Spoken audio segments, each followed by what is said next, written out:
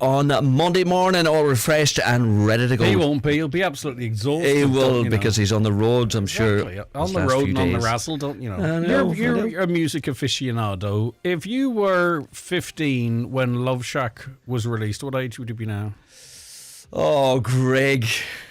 No, I wouldn't even have a stab at it. You would, guess. Have you calculated? No, maybe. But if you haven't calculated? No, if you were 15 when Love Shack was released, what age would you be now?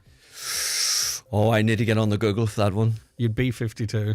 Oh, very good, very good. I should have known that. No, who sang Love Shack? B-52. Thanks. Yeah, good job I knew that. Cheers, Greg. It's 9 o'clock. Our Friday panel is assembling, as they do. Let's cross over for a news update, and it's over to Ryan Brawley. Thanks, Greg. Good morning. Donegal Domestic Violence Services says its Safe Bonds programme has been a success. Safe Bonds is a programme for mothers and children who have experienced domestic violence. It aims to provide supportive activities designed to promote family relationships. The service's interim manager, Fiona Jordan, says many families who access Donegal Domestic Violence Services have lived through prolonged trauma, coercive control, financial abuse and isolation. And Safe Bonds provides a significant opportunity to access positive family experiences that support recovery. These trips for a lot of families are trips of a lifetime. The reality is that they haven't experienced trips like this before, and we are incredibly proud here as a service that we're able to provide those opportunities for them. The Safe Bonds programme is a very, very valuable tool and a very, very important aspect of healing for women and children as they go forward in their journey. It's claimed the scrapping of plans for an indoor sports airdrome at Ulster University's campus in Derry is very bad news for the Northwest. The 15,000 square metre facility was described as game-changing for the region, but the uni says the project's no longer financially viable. The chair of the Magee Task Force, Stephen Kelly, says the announcement won't directly impact plans to get student numbers at Magee to 10,000. The airdrome didn't contribute anything directly to where those students would be educated and the places that are available, but it does contribute to the attractiveness not just of the university itself to students, but to the Northwest overall. A new twinning project is getting underway in West Donegal today. A delegation from Ardra in Sardinia will make a visit to Ardra in Donegal as part of an initiative funded by the European Union. It brings together two rural communities which share the same name with the hope of building lasting cultural and economic links. The visit coincides with the Ardra Agricultural Show over this weekend. Sean Cannon-Early, Vice Chair of the Awake Tourism, who are coordinating the visit, says there is great excitement. Yeah, and look, while there is two Ardras in existence this weekend, it's going to be very much one community. We're really proud of the town where we come from, our local craft heritage, our local community spirit, and we're really, I suppose, excited to share it with our visitors. And as I mentioned, hopefully this is the beginning of that kind of long-term friendship between Donegal and Sardinia that will last in the years to come. And, I think, there's a huge kind of focus on community projects here, and this is just another one of those in relation to the work that Awake Tourism does. And the weather today will be mainly dry with a mix of cloud and sunny spells and a few light showers also. Highest temperatures of 16 to 18 degrees with moderate southwesterly winds, fresher near the coast. That's all for the newsroom for now. Back with news again at 10.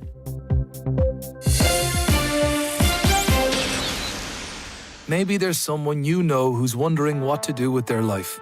If so, tell them this. Ireland calls. There's more to the Irish Defence Forces than you think. A career here means purposeful work representing Ireland, with training and career advancement, third-level education and apprenticeships, medical and dental care, pension, tax-free earnings on international deployments and high annual leave and wages, meaning you're well rewarded.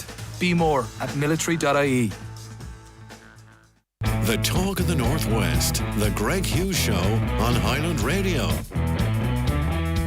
Hello and a very good morning. It is 5 minutes past 9, or 4 minutes past 9 on this Friday. It's the 7th of August 2026. Do hope you're very well. Great to have you on board for another busy 2 hours. We've got lots coming up. We've got a Friday panel. We've got in-studio guests. We're going to preview this week's podcast, that and so much more besides. The lines are open for you right now, though. 086 60 25,000 to get involved in the conversation. WhatsApps or text to 086 60 25,000 or give us a call on 074 91 25,000. Email also comments at highlandradio.com. And if you want to watch the show, hop on YouTube. You can watch on your smart TV, your Fire Stick, your mobile devices, Highland Radio Ireland. And we're on Facebook, and we're back on X randomly. I don't know, maybe they changed their KPIs or APIs or whatever it is. Right, let's say good morning to our Friday panel. John McIntyre, how are you? I'm very well, thank you. Editor of the Chiconnell Tribune, in case it slipped your mind. I'm only joking, that's for the listeners. India Kennedy Campaigns and Events Director with Ogra Fianna Fáil. How are you? Good morning, Greg, and good morning to your listeners. Thanks for having me. Are you joining us from Brussels? Or are you back? No, I'm joining you from the hills of Donegal. Thank God. I'm home for a week of work, so nice to be home. Nice. And Dr. Joe Kelly, historian and teacher. Imagine why, Dr. Joe? Imagine why good hen, Greg, is the luck day. Good morning to yourself and all listening in Highland Radio. How are you enjoying your fully paid holidays? Fully paid holidays that I work very hard for the rest. Don't be so reactive. I'm only joking you. It's great to have all three of you on board. We the lines melted effectively during the week, and I know, Joe, you're in the west of the county, India primarily in the south, and I don't be through Letterkenny too much, but John does, and we all do to some extent. But we have to talk about the traffic. We've got lots to get through, so we won't dwell too long on it. But with mounting anger among commuters and business owners over major gridlocks across Letterkenny this week, pressure is building on the local authority as some call for active travel roadworks to be halted altogether. Given the looming return of schools later this month and into September, should Donegal County Council pause these active travel projects and put an immediate traffic mitigation plan in place, or must the town endure short-term gridlock, medium-term gridlock I would say, to deliver its long-term infrastructural goals? I'll start with you, John, if that's okay. I mean, we heard from Councillor Donald Mandy Kelly yesterday. Stop them right now, and others saying literally quite simply undo them. The carriageways have been narrowed. We've got cycle paths, footpaths as wide as roads. Double access to junctions has been reduced to single access, and we saw a small collision in Letterkenny literally bring the town to a standstill. But are we too far down the line to do anything about it, John? You're never too far down the line, and this is an absolute situation of chaos, and it's getting worse with every passing week. The reality here is active travel is meant to keep vehicles off the road. It's just for cycling, it's for walking. There was no mention of e-scooters at the time that this was dreamed up, but not. Letterkenny is gridlocked. It's getting worse. The more work that goes on, because it's quite mad-looking work. You know, you're coming down from Glencar to turn right there at the hospital roundabout, and you're actually out across the white line there. There's a lot of traffic on all the junctions. There's a lot of money being invested. In my opinion, there's a lot of money being wasted here. There's no doubt that there were some minor works needed, but the kind of work that's ongoing there with these cycleways and with these footpaths, the town's not big enough for that. We would need to build a town around the active travel projects. We're spending about 11 million this year. This year alone, there's a new allocation of 11 million. Out around the Ballyreen is also very, very bad. But you can see what's going on there. It's to stop people like us from going into town. And that's the sole purpose of it, to reduce traffic levels by 30%, to reduce parking by 30% by 2030. It's utter madness like that. The one thing that I will say here at the very top of the programme, Letterkenny has gone downhill since we lost the town council. They had a very active 9-member town council. They had a very good town council in Buncrana and in Bundoran and Ballyshannon. The town seems to have lost control of its own destiny. It's not that we don't have very good proactive politicians in town, but they're not being listened to. The council seems to be in a bind as well, because they have to come up with matching funds. And I mean, back in June, we reported in the paper that they were going to try and get the budget allocations allocated before the middle of July, because they wanted matching funds and they wanted to see how the programmes might look. Now, that should not be happening, but at least the councillors had their way there, and that is not happening. But I can see the problems that the councillors are on, because for all of these projects, if you get 10 million, you're probably going to have the council having to donate about 2 million in matching funds. They don't have that money, so they come at us, the ratepayers, to see how much of it we can pay. So they intended to increase the rates by 5% per year over the next 4 years. And I think it's time to call that out and to say no to it. So far, the councillors have rejected it, and I hope that they can go on doing that, because the council has to find a better way. Let it be in readdressing and in realigning the work that's already done. Because generally speaking, from talking to truck drivers, most of that work is going to have to be redone over the years as trucks become longer and longer. And like at the end of the day, if we don't get into Letterkenny, where do we go? The 10T, there's various predictions as to when it'll be concluded. I mean, I'm perhaps a default cynic, but I can't imagine Letterkenny will feel the full benefits of the 10T for 10 years. Like, it doesn't feel like that could happen when you see how slowly things move. So that means the narrowed roads, etc., would have to be endured by the town for 10 years, potentially. Can it survive that, John? No, it can't actually. The reality here is that Letterkenny has got a name now. I mean, I was due to go into Letterkenny yesterday, and I had somebody contacting me at just about this time yesterday morning to avoid it if I could. I'll see what it's like later on this afternoon. If I get any inkling that there's going to be delays, I won't go in there. And the general public is reacting that way as well. And like on the back of that, we are totally dependent on truck traffic. We're dependent on diesel engines to bring everything into the county and out of it. And a lot of that has to come through Letterkenny. We're doing nothing to ease the traffic congestion. We're promoting active travel. I think nationally there's about up to 400 million, maybe 390 million been spent this year on active travel. It's the same last year. Those things are all brilliant and excellent, but let's look at the roads first and see how we can get traffic flowing, get traffic moving. Well, can I put it to you, if we were post 10T and the West Donegal, Northwest Donegal traffic has been taken out of Letterkenny, and people who are looking to go somewhere else but not through that traffic are being taken away from it, this work would be welcome then, can I presume that? You know, at that point there'd be 3 town buses running, we might be in flying cars. No, but there'd be 3. But my point is, though, would this work be welcomed then, John? Probably not, because we're talking 40 years ago at town council meetings about town buses. There isn't space in town for buses. There isn't space for traffic. The increase in traffic has grown exponentially beyond the size of the roundabouts that are there. The Polestar is the only roundabout that is of some middling size. It's probably far too small. The idea of taking the bridge to Swilly has been mooted as far back as 40 years ago, but it's going to be much further out past Castle Sharon. It's going to be much closer to the town. And the potential there, Greg, is that you may be moving the gridlock on the Polestar further out past Thomas Keys is there. And that's the big fear, because we're talking about the 10T project costing 800 million up to €1 billion. That's a long-term project. 2032 would be the guideline for its completion. Probably add 5 years onto that, the way things go, and the way things get delayed, and the way things get overpriced and delayed. Letterkenny is a disaster area. I wish I could say otherwise. I spent a good lot of my life working there, and I love the town.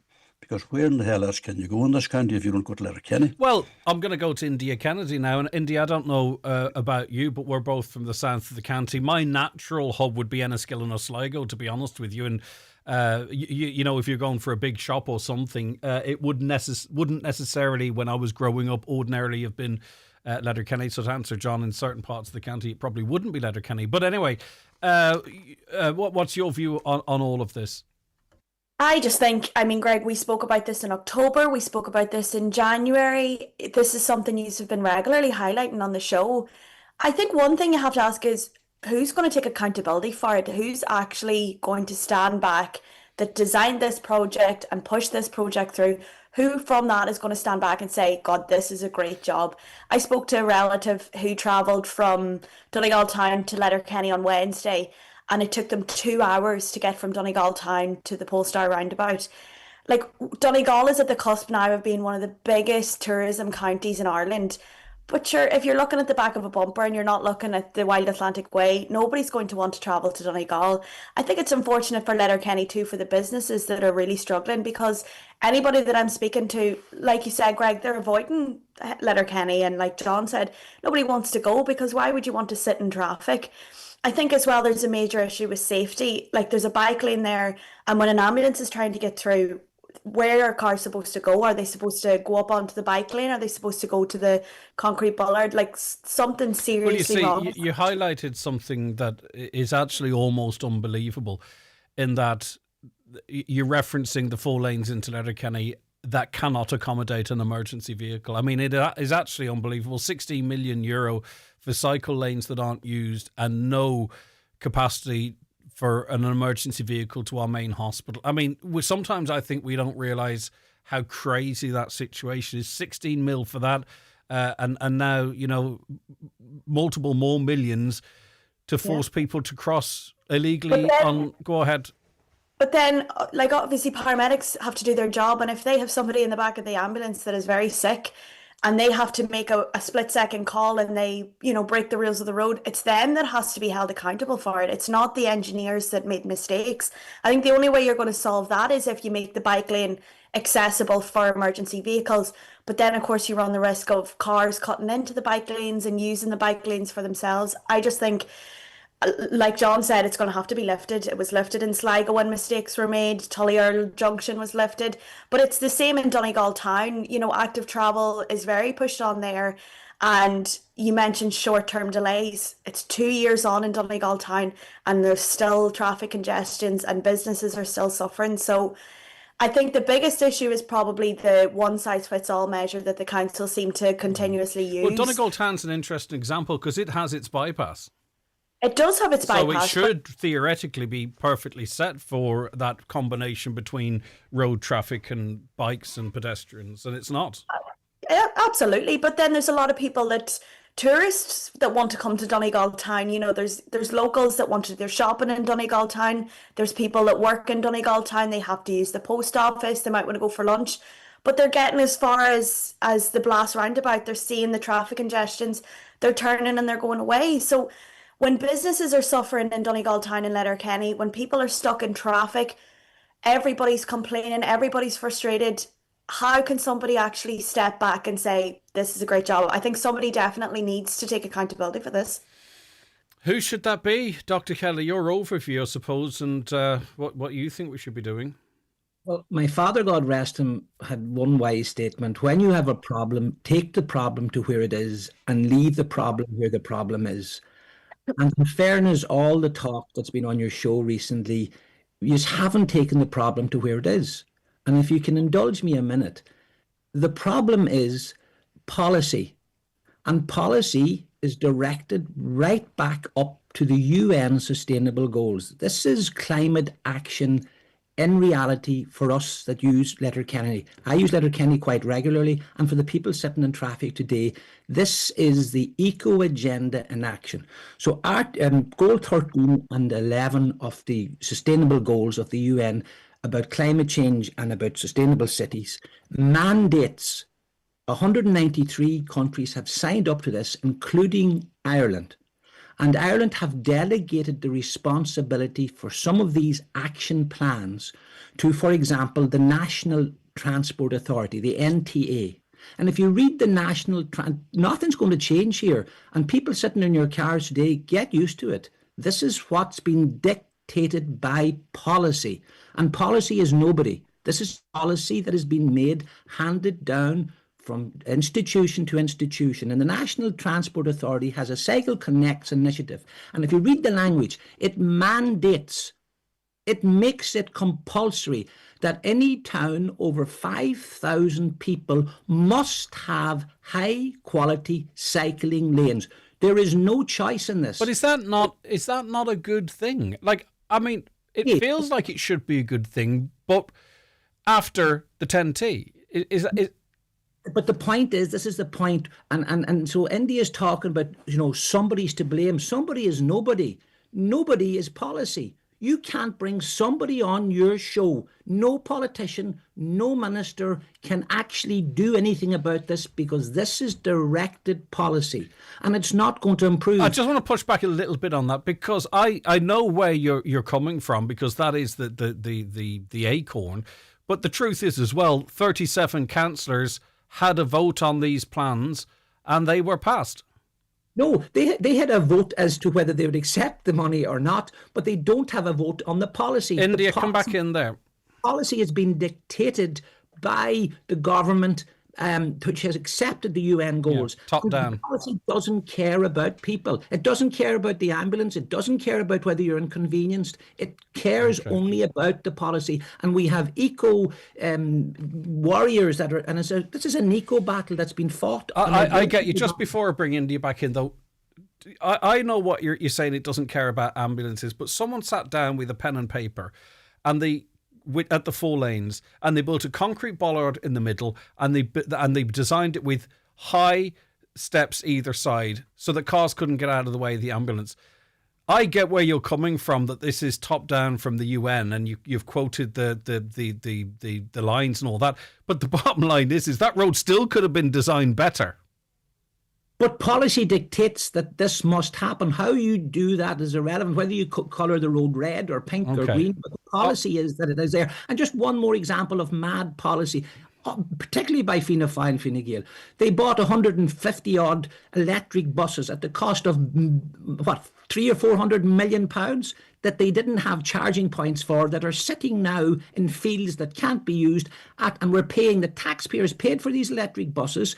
We've paying now for 7 million a year. We're paying for these buses to be parked up because policy dictated we must get electric buses, but policy didn't dictate that we figure out how we're going to electrify these buses, how we're going to store these buses. Policy trumps reality. Policy trumps people, and this is the dictations coming from our government. They don't care. The only thing important is policy. And if you're sitting in your car frustrated today, it's because the government only cares about policy and the implementation of policy. India, Kennedy.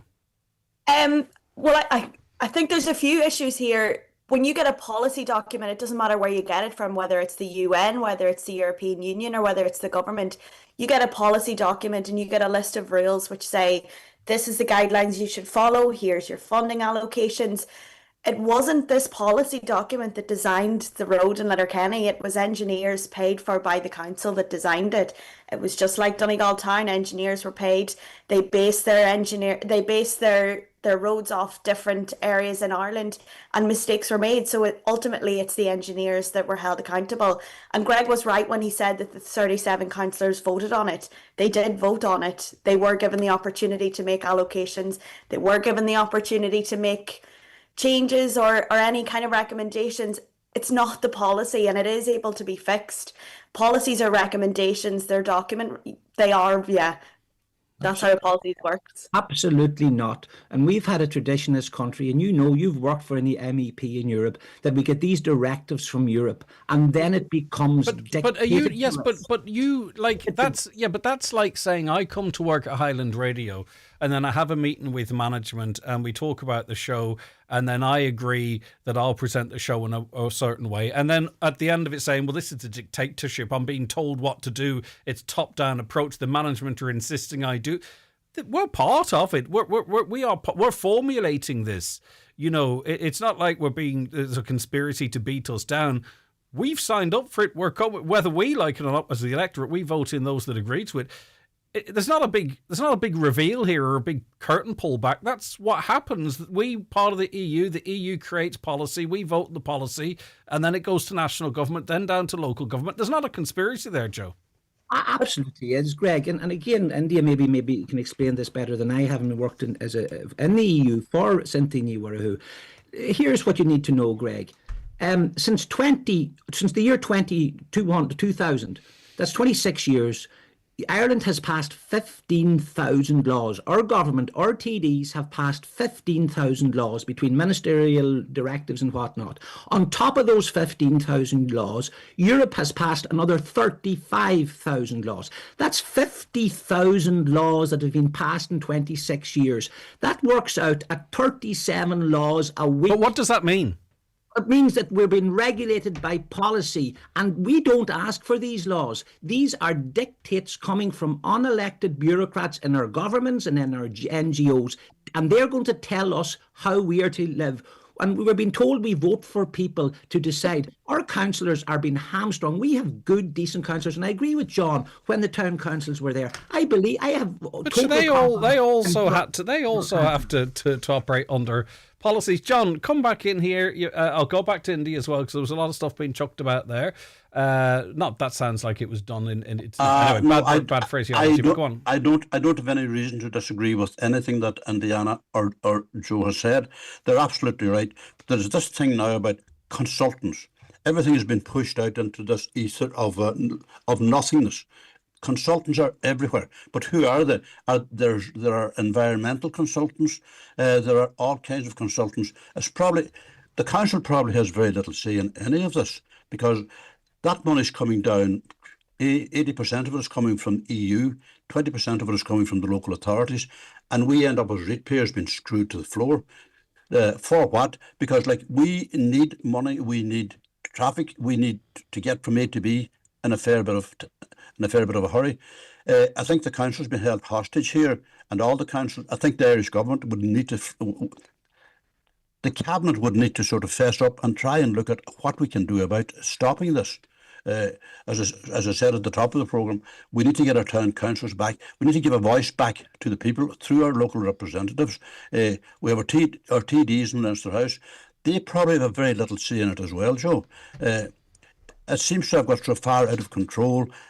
We all can see the madness. You drive around from Glencar, as I said earlier on there, down around the hospital, and if you're thinking about getting into the hospital, you wonder what's the best way in here. Should you climb over a fence or something like that?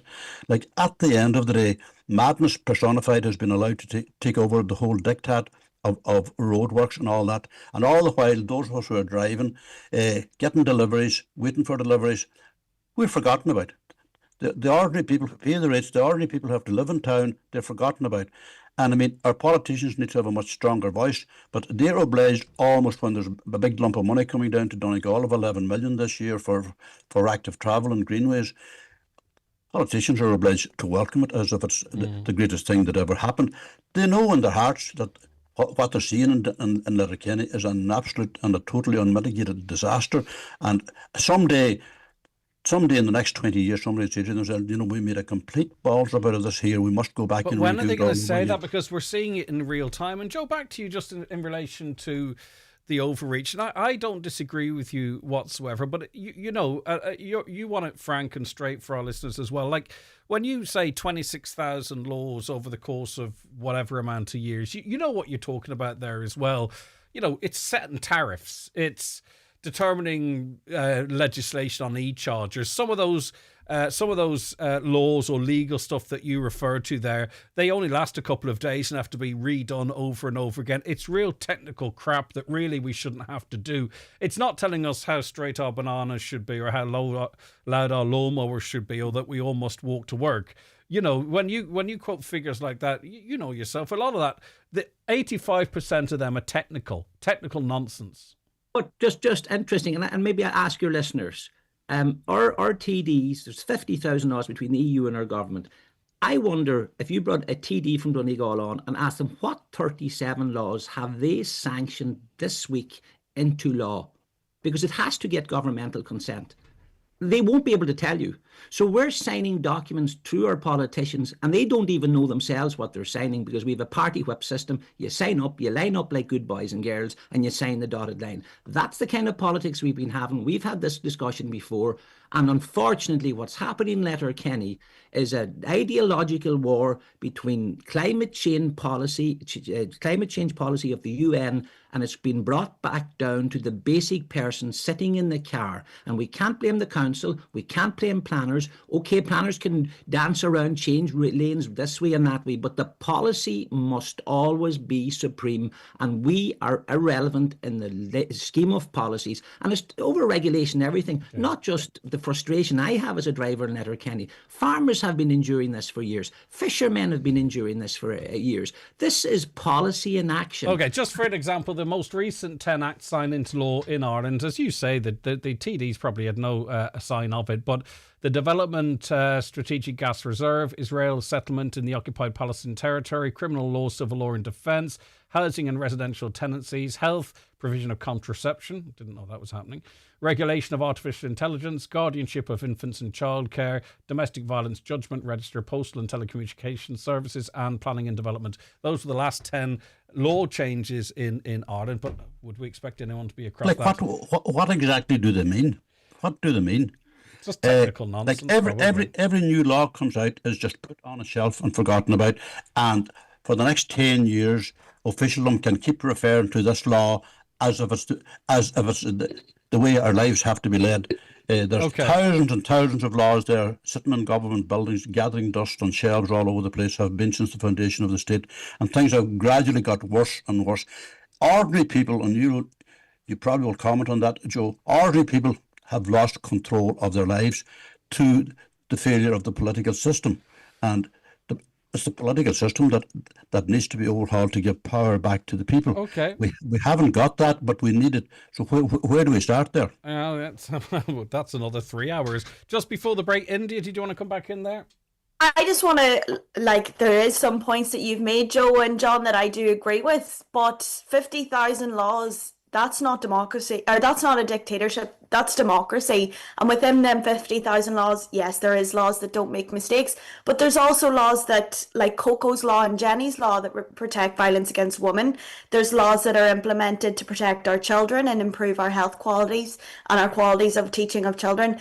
That is what living in a democracy is. If we said, right, stop all these laws, it would be free for all. Everybody would be running around. You could go up into the street and shoot someone if you wanted, because there's no laws to prevent it. My understanding as well too was, say the likes of road traffic legislation, it is designed to be challenged and adapted, or child welfare legislation to be challenged. Is that not what we have the opposition for, and the legal system, that it's nuanced and does change regularly? I think there's a bit of misinformation here. You can't just wake up in the morning and put a law pass. A law has to go in through the Seanad, and then it has to be created through the Seanad. We can go back to the COVID times and completely that was extenuating circumstances. Yes, but I mean, there's always extenuating circumstances if you want to get something over the line. You talked about the defective concrete block bill. They rushed that through. They got rid of any public scrutiny of it. So listen, I have no faith in there was mistakes made, but I just there wasn't mistakes made.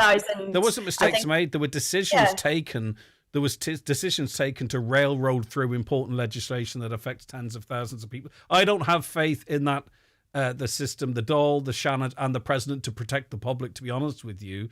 That's not a criticism of any of them, but they clearly can be bypassed when it suits.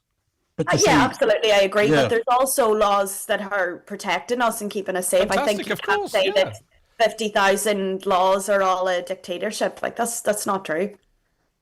Okay, go on, John. The reality here is that over 80% of our laws come down from the EU, and we have no control over them at all. And Indiana, when you talk about It's India, because every time I start hearing the theme tune to Indiana Jones, every time you say it's India. Go ahead, John. India, listen, all of those laws to protect people are brilliant, but they're enforced. Are they implemented? Are they? They are, yeah. They are not. They are not, because we do not have the ability to protect people, vulnerable people, women's rights, all of these things. You can adopt legislation. You have to be sure that you can enforce it, and that you have the wherewithal it is actually, and the ways of doing it. It is a very good point John makes too, though, because and I've spoken to MEP Maria Walsh on this. Proper, actual, real legislation that would make the big difference in the lives of women and others is being blocked by countries within this union that have no interest in that as well. Complex. Listen, much more from our panel. Fantastic conversation so far from John McAteer, India Kennedy, Dr. Joe Kelly.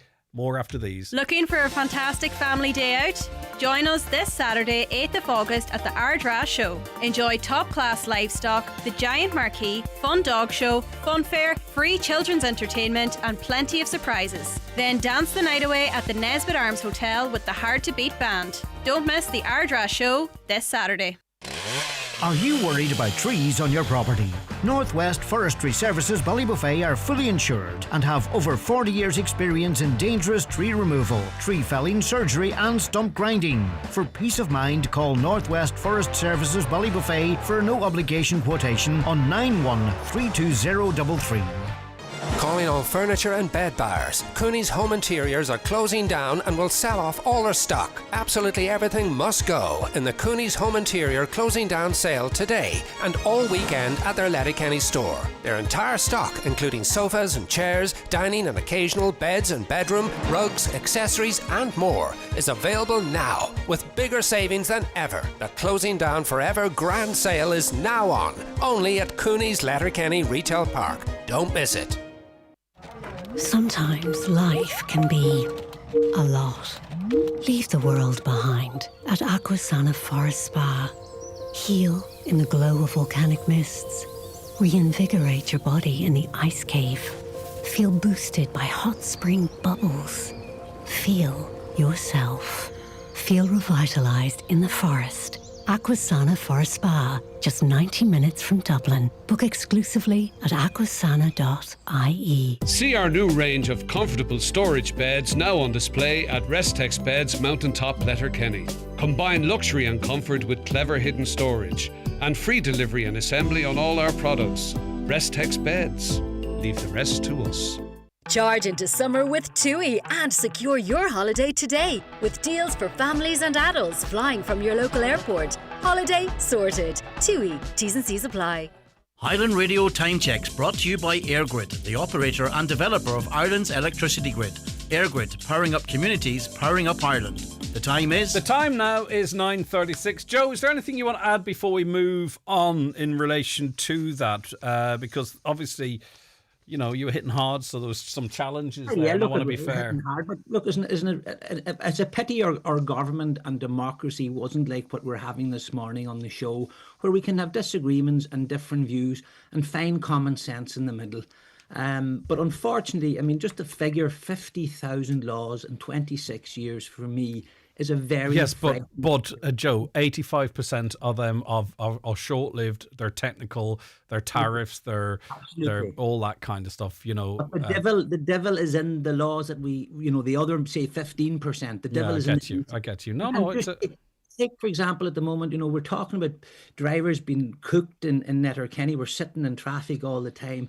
You know, there's new laws coming out very shortly in future that our cars must have cameras, all these different things that cars must be fitted for. These are laws that were made 5 years ago that are only now being implemented by the EU. Forcing cameras pointing at you, by the way, is what you're on about. Yeah, at the driver. Who's going to be watching us? I mean, if you look at the modern car today, if anybody's bought a car in the last 2 years, you have the road alignment. If you go across the road, it pushes you back. Which is not practical in rural Donegal because the roads aren't totally the same length. I think it only works if there's lines on the road. But I do understand what you're saying. I'll stay with you, Joe. With the Department of Children and Equality launching its action plan under the National Strategy for Women and Girls, specifically targeting online manosphere content and this traditional trad wife trend and others that are going around, it's going to be through awareness campaigns and educational programs. Does the state have a responsibility to actively counter digital algorithms shaping young minds and attitudes, or does intervening in personal lifestyle choices, like maybe if you wanted to be a traditional wife or a husband, if they are interfering in that space, does it risk undermining women who genuinely choose traditional roles, and maybe it's overstepping into parental authority? What do you think? Well, the manosphere, to explain to, and you have explained it to your listeners, is the idea that men are talking about the lives they want and where women would be traditionally at home, and maybe the way they talk about women in maybe older traditional family values. But the same report says that there's no evidence that people in Ireland or young men are being influenced by this. So what I think at the moment is like it's a form of I think schizophrenia by the Fianna Fáil-led government that are pushing this. I have to say this because, first of all, to say that we need to have this They can't tell us what a woman is. Michael Martin can't tell us what a woman is. I think So he's clarified that. I think he's but clarified it's that in since. policy. It's through the whole policy. A man can be a woman and a woman can be a man.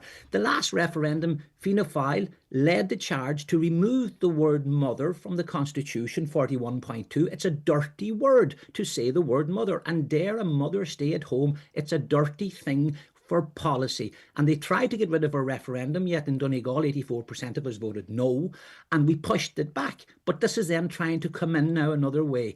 The third thing I'll say is, if you have mothers that stay at home, they lose the taxation. They don't have the two incomes, and that can't happen. We must have women out working and also trying to rear families, and we must get the tax out of them. And then where I see the schizophrenia is this, that they're concerned about young men having traditional values, and yet under the present government, Fine Gael and Fianna Fáil, for the last 20 years, we have had 998,000 immigrants come into this country, mostly men, mostly holding views that would be very, very different to very much anti-feminine in some cases and misogynistic in many cases, particularly maybe coming from the Muslim tradition. And here they're opening the borders to that view to import all these men into our country, but they're going to turn around and hit the ordinary man, a young fella that might have traditional family views and would like to have a wife and a home and a family and a mother.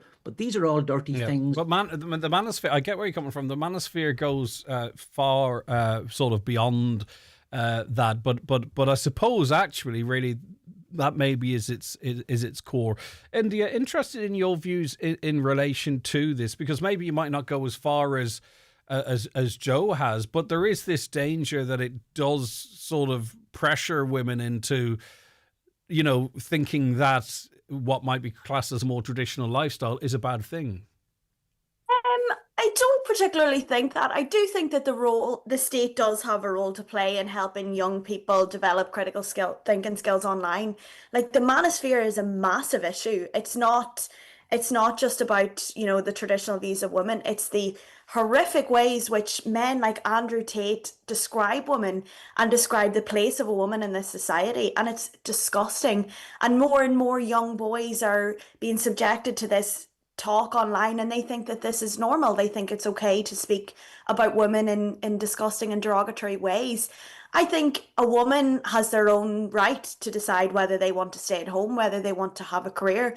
But you see the likes of Maria Walsh, who is showing us you can do both. It doesn't matter what you do, you can do both. I don't think the government has a role to play in saying, well, you're going to stay at home and have a child, or you're going to work. I think more and more now we're seeing where women do have the choice. A lot of women are deciding to stay at home and raise their kids, and that's okay. That's okay within society. But a lot of women are choosing to have a career and maybe have kids later on in life, and that's okay too. It's not up to other, politicians to decide that. And it's more the issue of abuse online that women are subjected to from other women. Now, that's probably the biggest issue. Other women are saying, this isn't right, you should be working. But then if a woman chooses a career over a child, it's you should be at home, you should be raising kids. Not every woman wants kids, not every woman can have kids. And that's a big issue as well. But the biggest issue I here think is what's happening as definitely well too, actually, taking your views, taking Joe's views and mixing them all up. The actual, you're both right, but in the way that it all points to women being held down, whether in one form or other. So whether it's coming from the online influence from women or from men, or even to some extent it could be argued from the state, the end result in all of it, even though you have different views, the same victim is the woman and her rights. Absolutely. And I mean, it's in so many aspects. Like, Greg, during the week, you had female politicians on talking about their abuses online, and the abuse that women are subjected to online as politicians is disgusting and it's disgraceful. And yes, it's a lot of women, but it's also a lot of men. And a lot of these phone calls that they were getting were from men, and they said that. So I think it's not about being negative. It's not about saying it's your fault, it's your fault, it's your fault. I think there's a massive amount of misinformation. So now coming forward, the state has a role to play where they can educate young boys and young girls on this isn't there's no such thing as a normal family anymore. You can have one mum, one dad, you can have step parents, you can have two mums, you can have two dads. And it's taken away that traditional mother, father, two kids and a dog and a picket white fence. It's taken away that, but it's not removing the role of a mother. Everybody has a mother, and mother is so important in a child's life. But you also have to be flexible to society where there's changes and there's different aspects to that. Yeah, there was though definitely a move though to reduce the role of a mother being associated with a woman.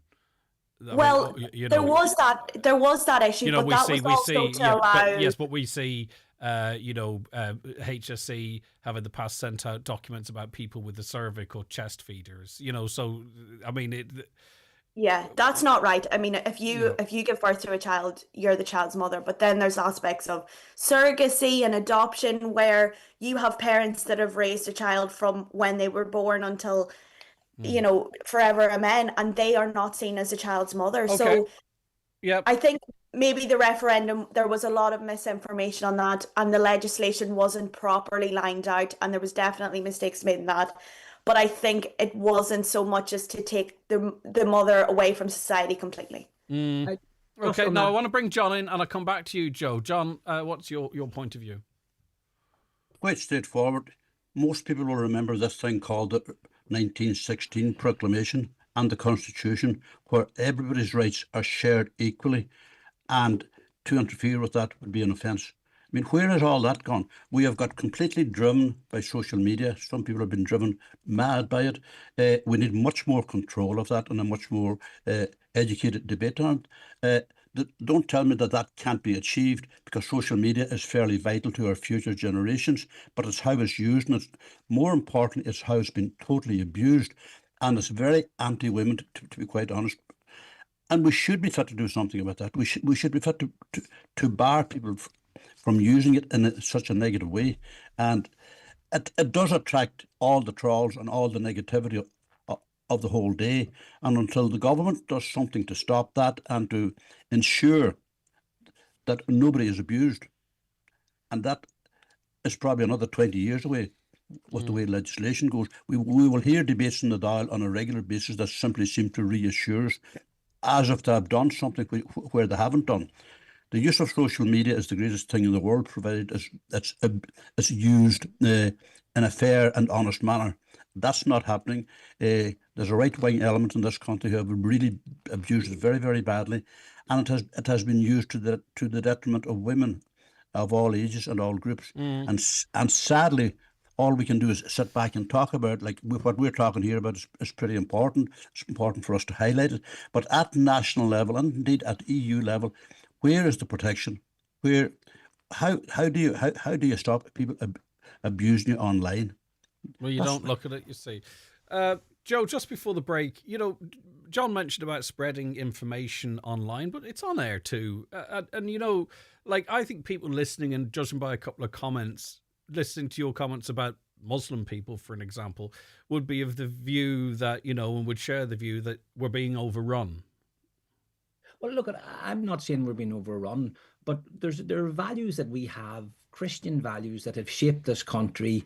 Yes, but our fear has to be proportionate. Like, you would know, would you, what percentage of the Irish population is Muslim? It's 1.6%. And here's another thing that might actually surprise people out there, but it might not. What percentage of the UK population is Muslim? 6%. 6%. 6%. And even in the most densely populated areas like London, it's 15%. So it's still, just over 1 in 10. So the idea that the Muslification of countries is a bit of a... Yeah, but if you had 1.6% of the native Irish men of this country holding the views and articulating the trad views, or even some of the Muslim views with regards to women, it would be seen as terrible, and you'd be lynched on this radio station, and you'd be lynched on social media. This is the hypocrisy of what... Not really, because I see maybe 15, 20 court cases of Irish fellas beating women up, raping them, assaults, historical sexual abuse. Not a comment under the Facebook posts, but one Muslim guy does something and there's 300 or 400 comments. I don't want to get shot here. I'm just trying to have a legit conversation. So you would get away with it if you're white and Irish, Joe, because you kind of see it. I think we've come a long way, thank God, in this country toward respecting women and women respecting men both ways. And unfortunately, maybe the social media has led a decline in that in some regards, and the objectification of women. We know that has happened. But here's the reality with the coming of feminism. Single motherhood is up 700%. And that's not good for a society. That women are struggling. It's the women that struggle. And I'm saying this as a father and as a man. Are we supporting women in the ways we should? Mental health, depression among women is up 250%. Are we supporting mothers the way we should? No, we're not. No, that and you're right there. But I mean, like, I'm going to go back to India here now. And I've on the podcast this week, I've got Declan Meehan and Pádraig McGuinness, two a same-sex couple, and the abuse they get online, up to threats of murder. And India, I'm sure if she were to open X or wherever it might be, what she might get as a woman. We don't get that, Joe. Me and you don't get that. I'll get a couple of people saying I'm pro-Muslim, which, is, I could brush it off because I know it's not the case. I'm just trying to have a convo. But I'm not going to have to open up my messages, generally speaking, like Declan, Pádraig, and you, India might. Well, I haven't even gotten into politics yet, but I have gotten abuse online. I've had TikToks made about me. I've had comments under Instagram posts for when I went to my Debs. And funny enough, it wasn't Muslims. It was white Irish men that were from Donegal themselves.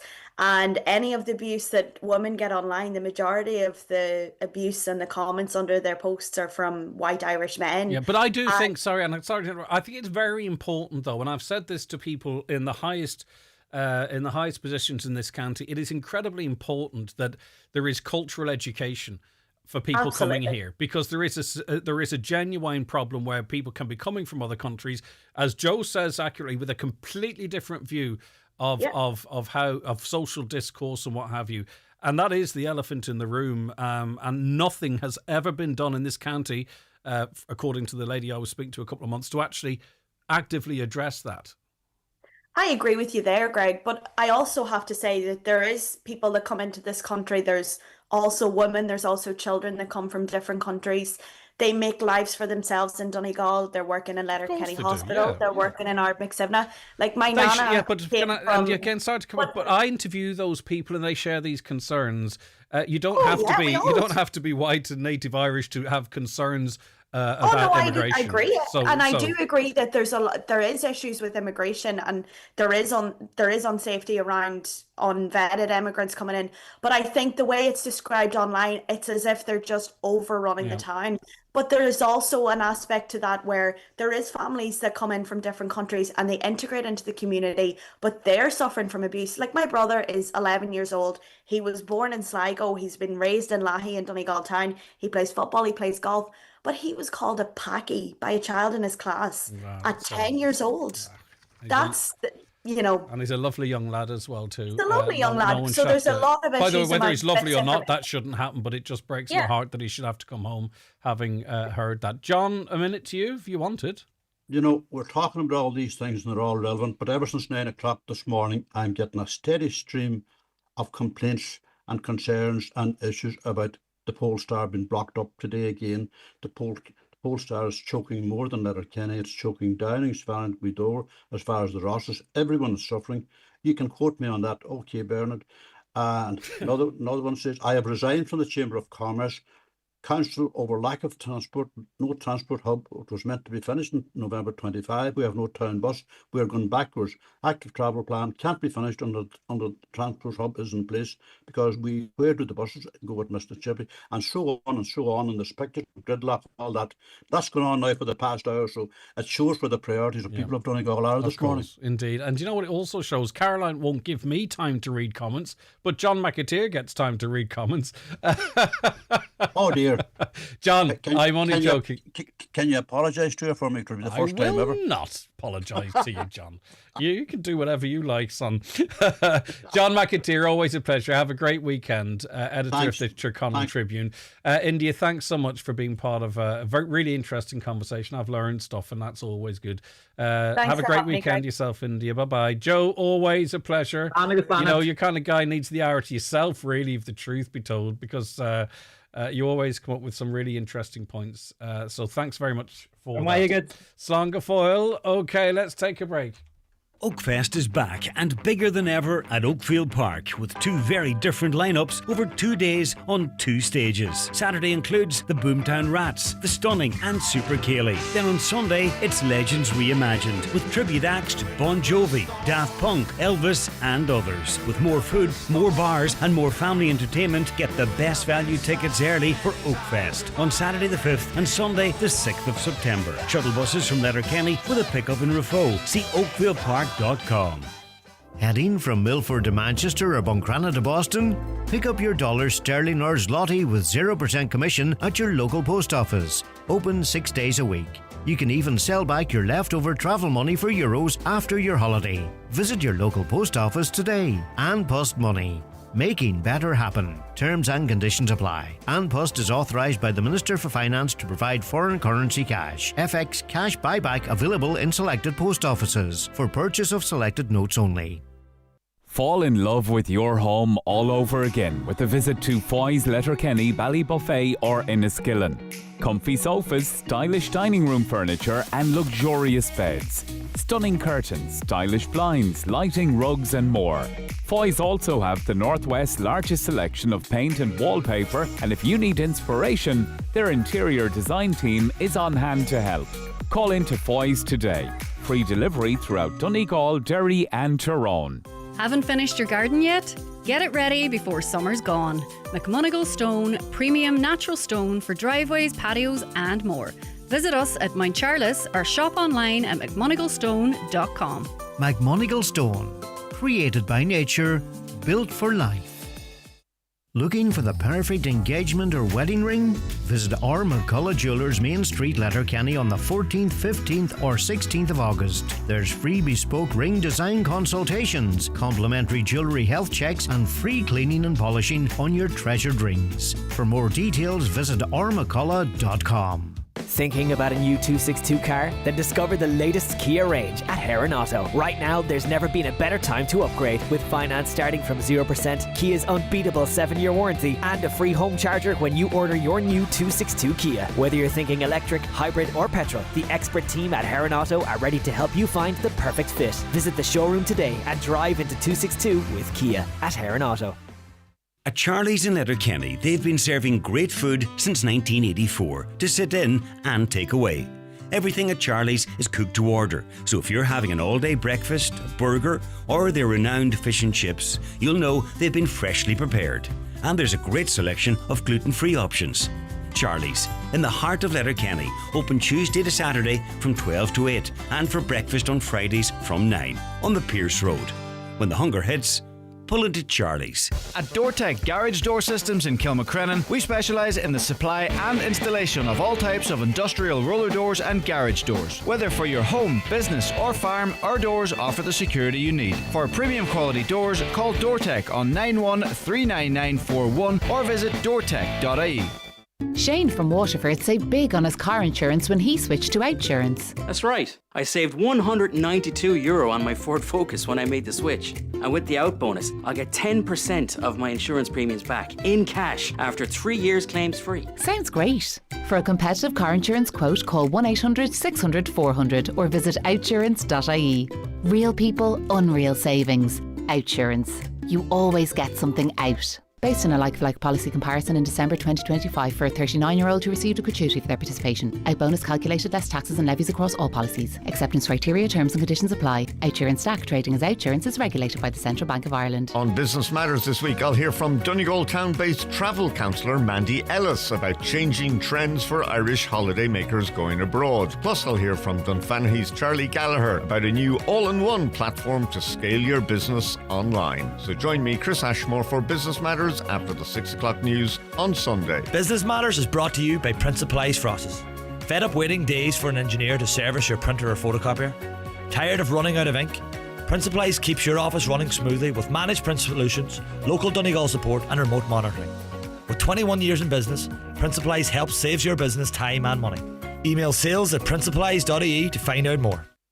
We keep our Lidl Plus Super Savers fresh, and we mean really fresh, with new deals every week. Like blueberries, 35% off, now $1.29. Or broccoli, 41% off, now 99 cents. And don't forget to collect Lidl points on every shop with Lidl Plus. Lidl, more to value. Highland Radio weather updates with McElhenney's. Get back to school sorted with our collection of school uniforms, shoes and accessories. Visit our kids department in-store or discover our back to school shop online at michaelhoney's.com. Now, apologies, I've made a slight miscalculation on the ads, so the news is going to be a little bit late. But the weather today, a mix of cloud and sunny spells, just the odd light shower possible across our region.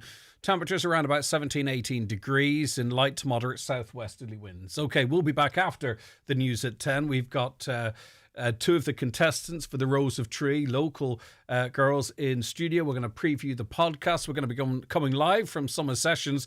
That and so much more besides. Stay where you are. 6 chances to win, €20,000 to be given away. The Highland Radio Summer Cash Draw is here. Starting Friday the 14th of August, we'll have two €2,000 winners in our first draw, with more cash prizes every Friday, all leading to one lucky winner taking home a massive €10,000 on Friday the 4th of September. Buy early to make sure you're in all 6 draws. Tickets are just €15 for one or 5 for €50. Get your tickets today at highlandradio.com.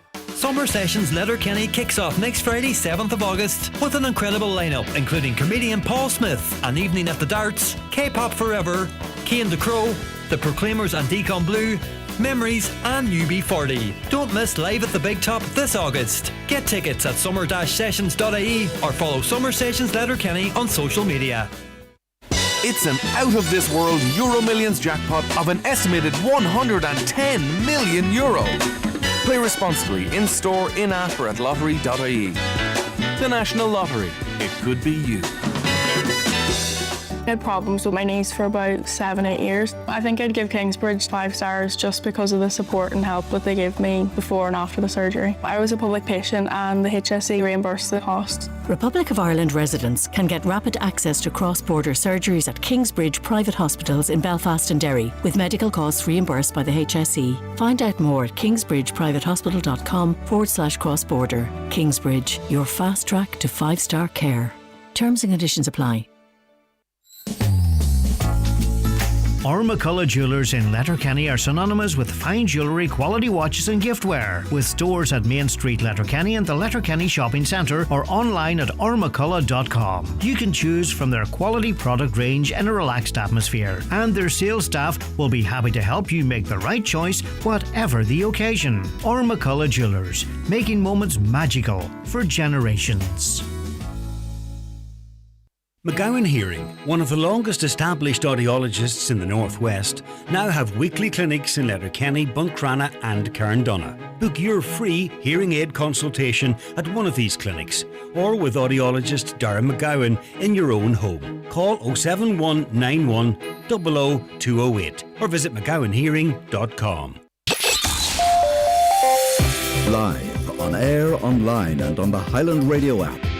This is Highland Radio News.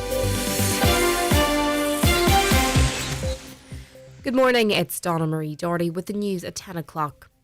A public consultation is due to open relating to a road improvement work on the N56 at Dunkeneely and Ballymcgowan. A major part of the scheme is improving safety at Dunkeneely National School, which has been a topic of concern for safety in recent years. The works were confirmed to have adequate funding at a recent meeting of the Donegal Municipal District.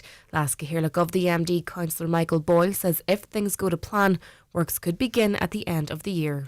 Yeah, well, we have been told that the money's there, and hopefully if everything goes ahead or goes good in the public consultation, we'd hope to see it started before the year's end. But why I kind of went public with it. I want everybody to come and have a look at the plans for it. You know, it shouldn't be me or my fellow councillors that decides what's for the best of the people. You know, I want people to have their say on it, because what I think, somebody else will think different. So.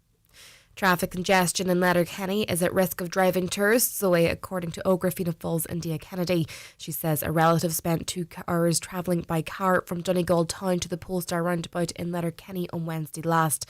Speaking on this morning's Greg Hughes show, the campaign and events director says it comes at a time when Donegal is growing in popularity as a tourist destination. She warns that unless accountability is taken and solutions are delivered, the progress could quickly be undone. Donegal is at the cusp now of being one of the biggest tourism counties in Ireland. But sure, if you're looking at the back of a bumper and you're not looking at the Wild Atlantic Way, nobody's going to want to travel to Donegal. I think it's unfortunate for Letterkenny too, for the businesses that are really struggling, because anybody that I'm speaking to, like you said, Greg, they're avoiding Letterkenny, and like John said, nobody wants to go, because why would you want to sit in traffic? Up to 100 cars went up in flames during a massive fire at an industrial site north of Dublin Airport yesterday.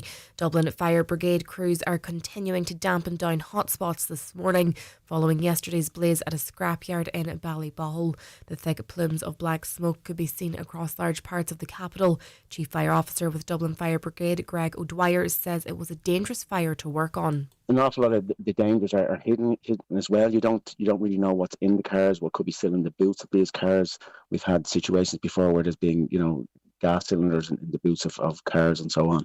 There was approximately 80 to 100 cars that were involved yesterday evening, but there was also a large stock of tyres, which was giving off the black toxic smoke that people seen for miles around.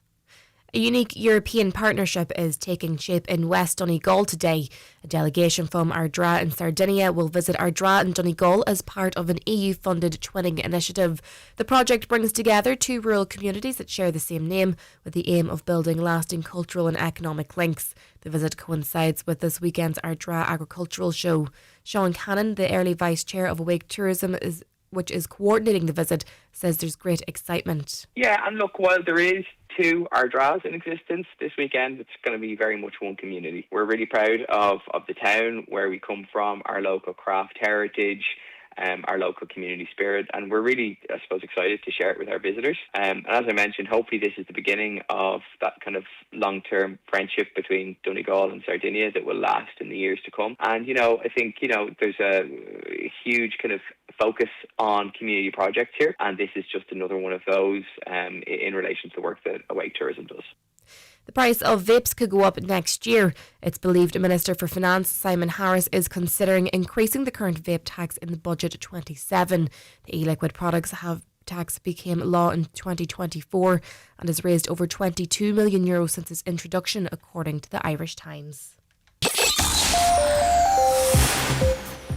Today will be mainly dry with a mix of cloud and sunny spells and a few light showers, with highest temperatures of 16 to 18 degrees.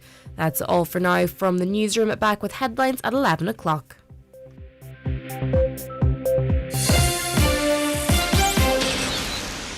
The obituary notices for this Friday morning, August the 7th. The death has occurred of Alex Galbraith, Ballycrampsey, Malin. Alex's remains will leave Eamon McLaughlin's funeral home tomorrow at 12 p.m, going to his home. Funeral from there on Monday at 1:30 p.m, for 2 p.m. funeral service in Clonsha Parish Church, Malin Town, followed by burial in the adjoining cemetery. Family time from 9 p.m. to 11 a.m. Family flowers only please, donations in lieu if desired, to Clonsha Parish Church, care of any family member, or Eamon McLaughlin Funeral Director. The death has occurred of Nora Jack O'Donnell, 112 Ardpatrick, Glentees. Nora's remains will repose at her home today and tomorrow from 11 a.m. until Rosary both nights at 9 p.m. Family time on the morning of the funeral. Removal from her home on Sunday at 12:30 p.m. to St Connell's Church, Glentees for Requiem Mass at 1 p.m, with burial afterwards in the local cemetery. Funeral Mass can be viewed live on churchservices.tv. The death has occurred of Paddy McGrory, Tubin, Burnfoot. Paddy's remains will be reposing at his home this afternoon from 2 p.m. Removal from there on Sunday morning at 10:30 a.m. to St Mura's Church Fawn for Requiem Mass at 11:30 a.m, followed by interment in the adjoining graveyard. Requiem Mass can be viewed on churchservices.tv. Family time please from 11pm to 11am and on the morning of the funeral. Family flowers only please, donations in lieu if desired, to Medical 2 Patient Comfort Fund at Letterkenny University Hospital, care of any family member or Sean Murphy, Funeral Director. The death has occurred of John Rutherford, Cloughfin, St Johnston. John is reposing at his late residence until 8pm this evening. A service of thanksgiving will take place tomorrow afternoon at 2pm in St Johnston Presbyterian Church, followed by burial in the family plot. Family flowers only please, donations in lieu if desired, to the staff of Archview Lodge Nursing Home Letterkenny, care of any family member or Kelly's Funeral Directors Refoe. The death has occurred of Kathleen Graham, Drumlask, Donegal Town, reposing at Lahey Parish Church. Funeral service in Lahey Parish Church tomorrow afternoon at 2 o'clock, followed by burial in the adjoining graveyard. House private please with family, neighbours and close friends welcome from 3 to 9pm today. Family flowers only please, donations in lieu if so desired, to Lahey Parish Church, care of George Irwin Funeral Directors. The death has occurred of Anthony Cannon, Tony, Carrigart. Funeral mass this morning at 11am in St John the Baptist Church, Carrigart, followed by burial in the adjoining cemetery. The death has taken place of Sarah McGee, Arduns, Gweedore, formerly of Minawheel, Crawley. Her remains are reposing at her home in Arduns today from 12pm until Rosary at 8pm. House private after the Rosary and on the morning of the funeral. Funeral mass will take place tomorrow at 11am in St Patrick's Church, Minawheel, burial afterwards in Maharagallen Cemetery. The funeral mass can be viewed live on Kieran Roti Funeral Director's Facebook page and via MCN Media. Family flowers only please. Donations in lieu to the Patient Comfort Fund, Letterkenny University Hospital, care of any family member or Kieran Roti Funeral Director. The death has occurred of Jean Friel, Nate Duggan, Drumboy Lifford and formerly of Douglas Road, Cork City, reposing at her home. Funeral from there tomorrow at 11:30am for Requiem Mass in St Patrick's Church, Murlough, Lifford at 12 noon. Interment afterwards in the adjoining cemetery. Family time please from 10pm tonight and before the funeral tomorrow. Requiem Mass can be viewed live via the parish webcam. The death has occurred of Magella McDade, Nae McCrory, Altupper, Castle Finn. Requiem Mass will be celebrated tomorrow at 3pm in St Columba's Church, Donyloop. Interment afterwards in the adjoining churchyard. In keeping with the family's wishes, the house is strictly private. The death has taken place of John Donegan, 9 Foyle Fold, Limavady Road, Derry. John is reposing at his home. Funeral from there tomorrow at 9:30am for 10 o'clock Requiem Mass in St Patrick's Church, Pennyburn. Interment afterwards in St Ingus Cemetery, Burt. The death has occurred of Hugh Dick, Hilltown, Buncrana. Hughes' remains will repose at his home today from 12 noon until 10pm. Funeral tomorrow leaving at 10:20am, going to St Mary's Church, Cockhill for 11am Requiem Mass, followed by burial in the adjoining cemetery. House private on the morning of the funeral. Family flowers only please and donations in lieu if desired to iCare Buncrana, care of McKinney Funeral Directors, Buncrana. Funeral can be viewed on churchservices.tv. The death has occurred of Willie Doherty, John Ned, Ballysala, Kilkenny, Malin. Funeral this morning with Requiem Mass at 10:30 in St Patrick's Church, Ochaclay, followed by burial in the adjoining cemetery. Requiem Mass can be viewed live on Eamon McLaughlin Funeral Director's Facebook page. Family flowers only please, donations in lieu if desired, to Beach Hill Manor Nursing Home, care of any family member or Eamon McLaughlin Funeral Director. For family information and more details regarding wakes and funerals, please go to highlandradio.com.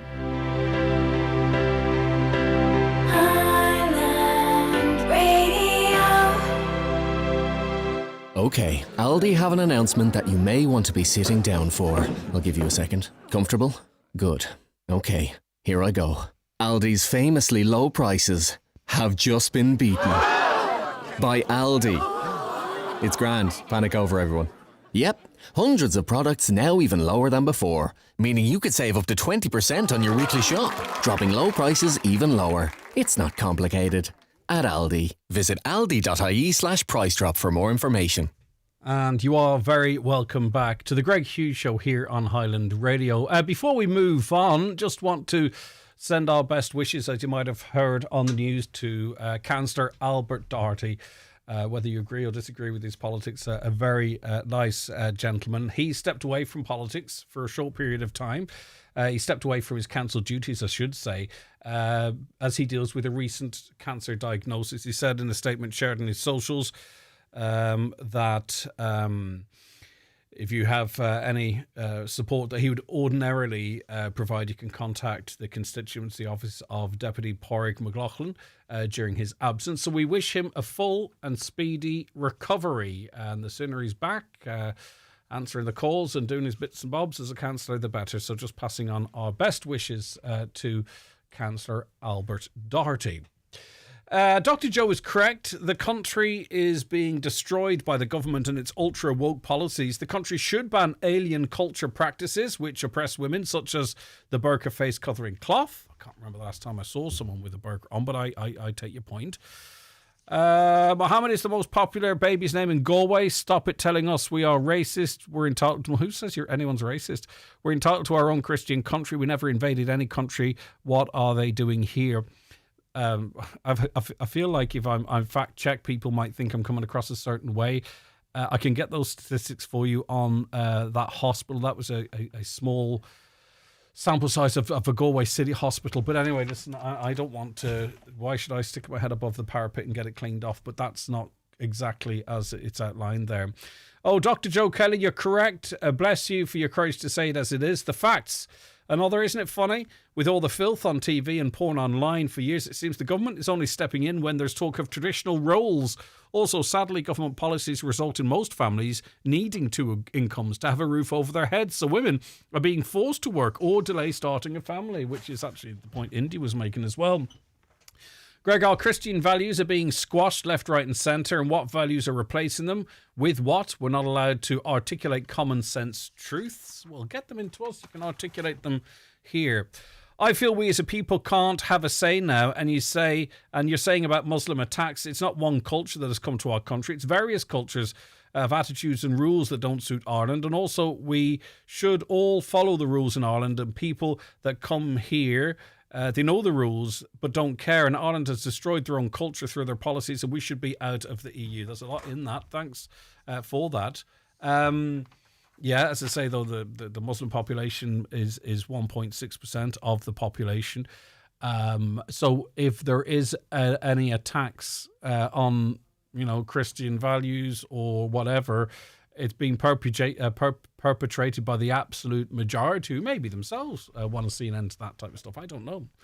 Right, now, coming up on this week's episode of our weekly The Greg Hughes podcast, by the way, just to let you know, we've new episodes released every single Friday at 11 a.m. with a whole range of guests talking about different topics. This week, I'm joined by independent councillor Declan Meehan and his husband, local GP, Dr. Pádraig McGuinness, for a candid conversation about life, both in and out of the public eye. In this clip we're going to play, we pick up on whether Pádraig ever had any desire to step into elected politics himself and the increasingly toxic atmosphere that now surrounds public life. The two talk openly about the barrage of negative attention on social media, the personal cost of putting your head above the parapet, and why entering the political arena feels tougher than ever today. The full episode is released, as I say, today on the Highland Radio website, Spotify, Apple Podcasts, and wherever you listen to your podcasts. And you can also watch the full video version from 11 a.m. on the Greg Hughes podcast channel on YouTube. Yeah, I suppose there definitely was a time in my past, Greg, where I thought that I would have ran for public office. I don't think so anymore. I don't think it's my vibe. I'm very happy being a GP and doing lots of stuff on the side, and very happy being the politician's husband. That's a role in itself, as you just alluded to, but also I just don't know nowadays whether I would be fit for the all-consuming public of being elected representative, of the online abuse you get, of the online torture you get in particular, or the threats and all those things. And I don't, thankfully. No one seems to be attacking me online for being a GP or for advocating for certain things. And I haven't asked my tough questions yet. Yeah. Just wait. No, I'm only joking. Yeah, but I don't know. I don't think it's an easy job. That's really, really regrettable. Because to be honest with you, there are perhaps not more vulnerable demographics, but like women in politics as well. It's. I'm not saying there's a hierarchy, but to some extent there is. Of online abuse and all that type of stuff. It's crazy that it's got to that, and we'll tease that out a little bit more with you. But there's a guy sitting to your right who is in the public eye. We're having this conversation right now, and it's quite likely, let's all be honest, it's quite likely a clip might be pulled out at some point and framed in a certain way. Yeah, look at you know where I'm coming from. We don't, and that is. Unfortunately, it's something I have to accept. You have to accept. Yeah, it's all part of it now, isn't it? And like it's a shame in some ways that it's part of it, but that is the world we live in, and that's the reality. Social media in particular is an exceptionally good tool at getting your message out when you're a public representative, of keeping people informed of what you're doing or responding to queries or whatever else. But it's a double-edged sword, big time, and that is unfortunate. It goes with the territory. It's not something that we should just go, oh, well, you accept it and you get on with it. But it is part of it. And I don't know what the answer to it is. I've said this before. I thank God that my mother isn't on social media to see some of the stuff that, is sometimes said or spread or whatever. But yeah, it is. It's the worst part of. I presume. Being a public I know you don't mind criticism. That's not what Not we're at talking all. about No. here, right? Yeah. But what kind of abuse do you get that we might not know about, if you know what I mean? Like you do hear, certainly on the national stage or people in the public eye, they will get literal threats on their health or intimidation, or is it, adult version of school ground bullying stuff? Like what is your... It's all of the above, unfortunately. Right. So I have received death threats of violence against our home. That has happened a few times previously. There's also obviously a lot of homophobic abuse that's kind of leveled. Now, you say all that, and that is true, and it's horrible.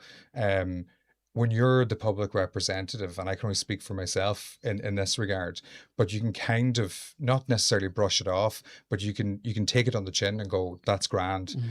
The annoying thing is that the people around you are affected by it too. So like my husband or my family or my friends or whatever. And then they're worried for you, and they're worried for, anything that's been said or anything that might happen or might be said in the future. And Park, would you find yourself in the situation where you might see something and you would raise it whichever way you wish to raise it to Declan? He bats it away and goes, look, it's just blah, blah, blah, blah. And you're like, no, excuse me. We tend to try and not having that. We tend to try and not talk about it. And one of Declan's best mates, Eamon, does a lot of his social media monitoring, I guess, and probably protects us from a lot. And I know that Eamon doesn't tell us half of what he deletes and what we don't see and what he hides and so on. I think it is tough, and I think particularly the threats on Declan's life, which happened a couple of times, and the threats on our home when the threatens to burn us out of our home, and having the Gardaí call and having to get cameras and panic alarms and thinking about that's proper stuff. Like it's not just like block. No, you know exactly. what I mean. That's real. Or I remember the first time it happened, looking around our bedroom, being like, well, if someone comes to attack me in this room tonight, what's around that I can defend us with? And that's a huge invasion of your. Anyone can take criticism. We can all do that. That is different to saying that you're going to burn down someone's home. I think is just where it starts to become dangerous. And unfortunately, trying to action that with the Gardaí and stuff is difficult. Now there are stuff ongoing, but it is difficult then because the laws unfortunately aren't terribly great at protecting people in the public. What's it going to take for that to happen? Because sometimes I wonder, have we hit the peak? And will we see this sort of online stuff, this rhetoric retreating? Maybe if there's a ban on social media for under 16s, inevitably that means grown-ups are also going to have to ID themselves to prove that they're not under that age. Or is it going to take, God forbid, another incident where someone is targeted, someone follows through in it, Porrig, and then all of a sudden we have this huge... That being said, there's been some very high-profile deaths in UK politics. It hasn't really fundamentally changed. There's been 3 MPs killed in the last number of years, And it hasn't necessarily... No, I think it has to be. I think there has to be a genuine targeted campaign from the Gardaí that says that it's fine to criticise someone and disagree with their politics or whatever, but it's not okay. And once you do that, should be considered in the same way if someone had attacked you with something or someone threatens to attack you with something. It's the same thing online than it is in person because you actually don't know what that person is capable of. And I've certainly seen in my job where people, you're just not 100% sure what anybody is capable of at any point, for lots and a variety of reasons. I do think that's something that for politicians and for people in the public eye, not even just politicians, people in the public eye in general, across the state, there will need to be a change in legislation that makes that there's a much bigger consequence for those people doing those things. Yeah, I think it's the legislative piece that's important there, because the Gardaí can only enforce what's in law. They can't if it's not there. And I think that's something that, needs to change from Leinster House. Basically, they need to legislate for that. And it's not about clamping down on people's freedom of speech. It's about actually identifying where there's threatening language used. But you see, once you got to that first part of that sentence, that's where politicians don't want to go down there. Because exactly. I think you would need to have a 90% approval rating to have the balls do it. something like Exactly. that. And what is also really strange is the size of this world, that you can actually see who's pulling the strings in the anti-censorship movement and for what reasons. So it's not really an Irish decision, and it's not really a European decision. It's kind of like a Mark Zuckerberg, Donald Trump, Elon Musk, and you can actually see where it's all happening, whereby... But when they're constantly sitting at the top table with the world's leaders, you can kind of absolutely see where some of the power actually lies. But I suppose the other thing is, you are subject to some online abuse. I would certainly never mind being criticised. I really welcome when someone contacts me and says, I'm not happy with how you voted on this. I'm not happy with what you said in Highland Radio or whatever, and to engage and have a discussion on it. And usually, 9 times out of 10, those interactions are so valuable. Yeah. All right, and that was just a sample of the conversation. That is independent councillor Declan Meehan and his husband, local GP, a very popular GP in the Fanadary and beyond, Dr. Padraig McGuinness. We talk about the campaigning as it relates to healthcare, the hub. It's lighthearted as well too. There's a bit of crack in there. So that's available for you to listen or watch from 11 a.m. whenever it suits you on our website, Spotify, Apple Podcasts, wherever you get your podcasts for that matter. And you can watch full episodes on the YouTube channel, the Greg Hughes podcast. So that means you can watch it on your TV if you wish. Rightio, let's take a break because I have a lot to get through. Good luck, by the way, if you're playing the bingo today. It's time for Vision Ireland Bingo on Highland Radio. It's Friday the 7th of August. You're playing on the yellow sheet for the daily prize of €800. The reference number is S20. It's game number 32. The numbers are 80, 9, 70, 18, 13, 84, 60, 68, 43, and finally 27. Phone your claim to 9104833 before midnight, leaving your name, contact number and the name of the shop where you purchased your book, and we'll call you back the next working day. Get all your Vision Ireland bingo information at highlandradio.com. Don't miss the Creeshla Fair Day and Festival 7th till 9th of August. Friday night show with James Gallagher is now sold out, but there's still a great weekend ahead with Jimmy Buckley on Saturday and One for the Road on Sunday. Tickets for Saturday and Sunday are available on Eventbrite or at the door. See Creeshla Community Association on Facebook for the full programme. Genesis Clinic Gaydour, introducing Purasomes and Secret RF Microneedling, an advanced skin treatment that combines radiofrequency energy with microneedling to lift and tighten jowls and neck, minimise wrinkles and scars, and improve tone, texture, pigmentation and redness. Also offering PDO thread lifts, dermal fillers, skin boosters and laser treatments for hair, rosacea, acne, ageing and all skin conditions. Contact Mary Ferry, your aesthetic practitioner at Genesis Clinic Gaydour, 07495 32575. Attention golfers, the annual Ronald McDonald Golf Classic will take place at Dunfanny Golf Club on Friday the 14th of August. Join us and enjoy the crack while raising funds for a worthy charity who help countless families while their children are required to visit and stay at the Children's Hospital in Dublin. A team of 4 costs €200 and includes food and great prizes on the day. To book, contact Dunfanny Golf Club on 07491 36335 or visit dunfannygolfclub.com. No, there's a few highlights of the year from a TV perspective. The All Ireland final, the Late Late Show, Christmas special, and also the Rose of Tralee. It's an absolutely huge event, and we've got 2 participants in it now.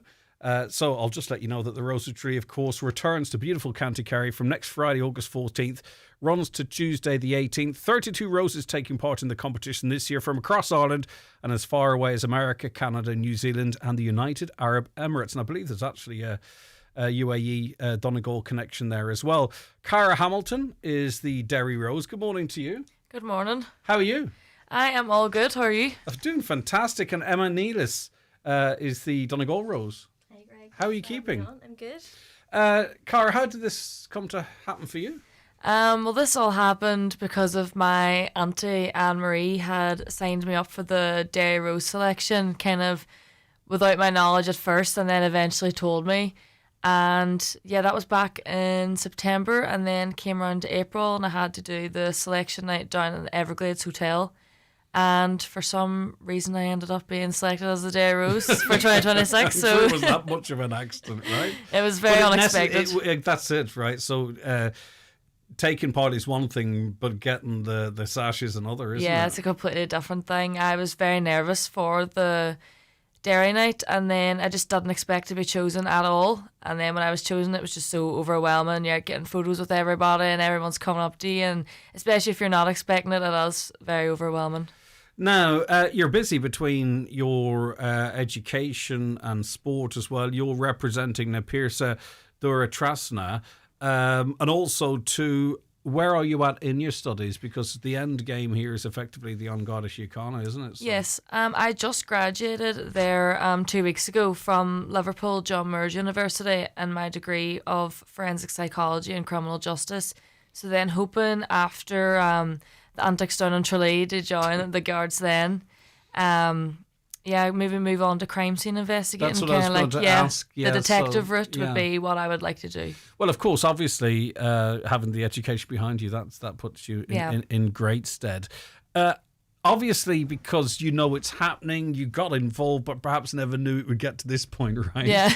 What's your feelings about getting up on stage and getting actually to be part of the big part of this? Very nervous. Yeah? Very, very nervous to get up on stage. It's not something that I've ever done, any type of performing or being on stage or anything like this. So I know I'm going to be extremely nervous, but hopefully I've been calmed down because we're all in the same boat. There's 31 other girls doing the exact same thing. So I'm sure we'll all calm each other down.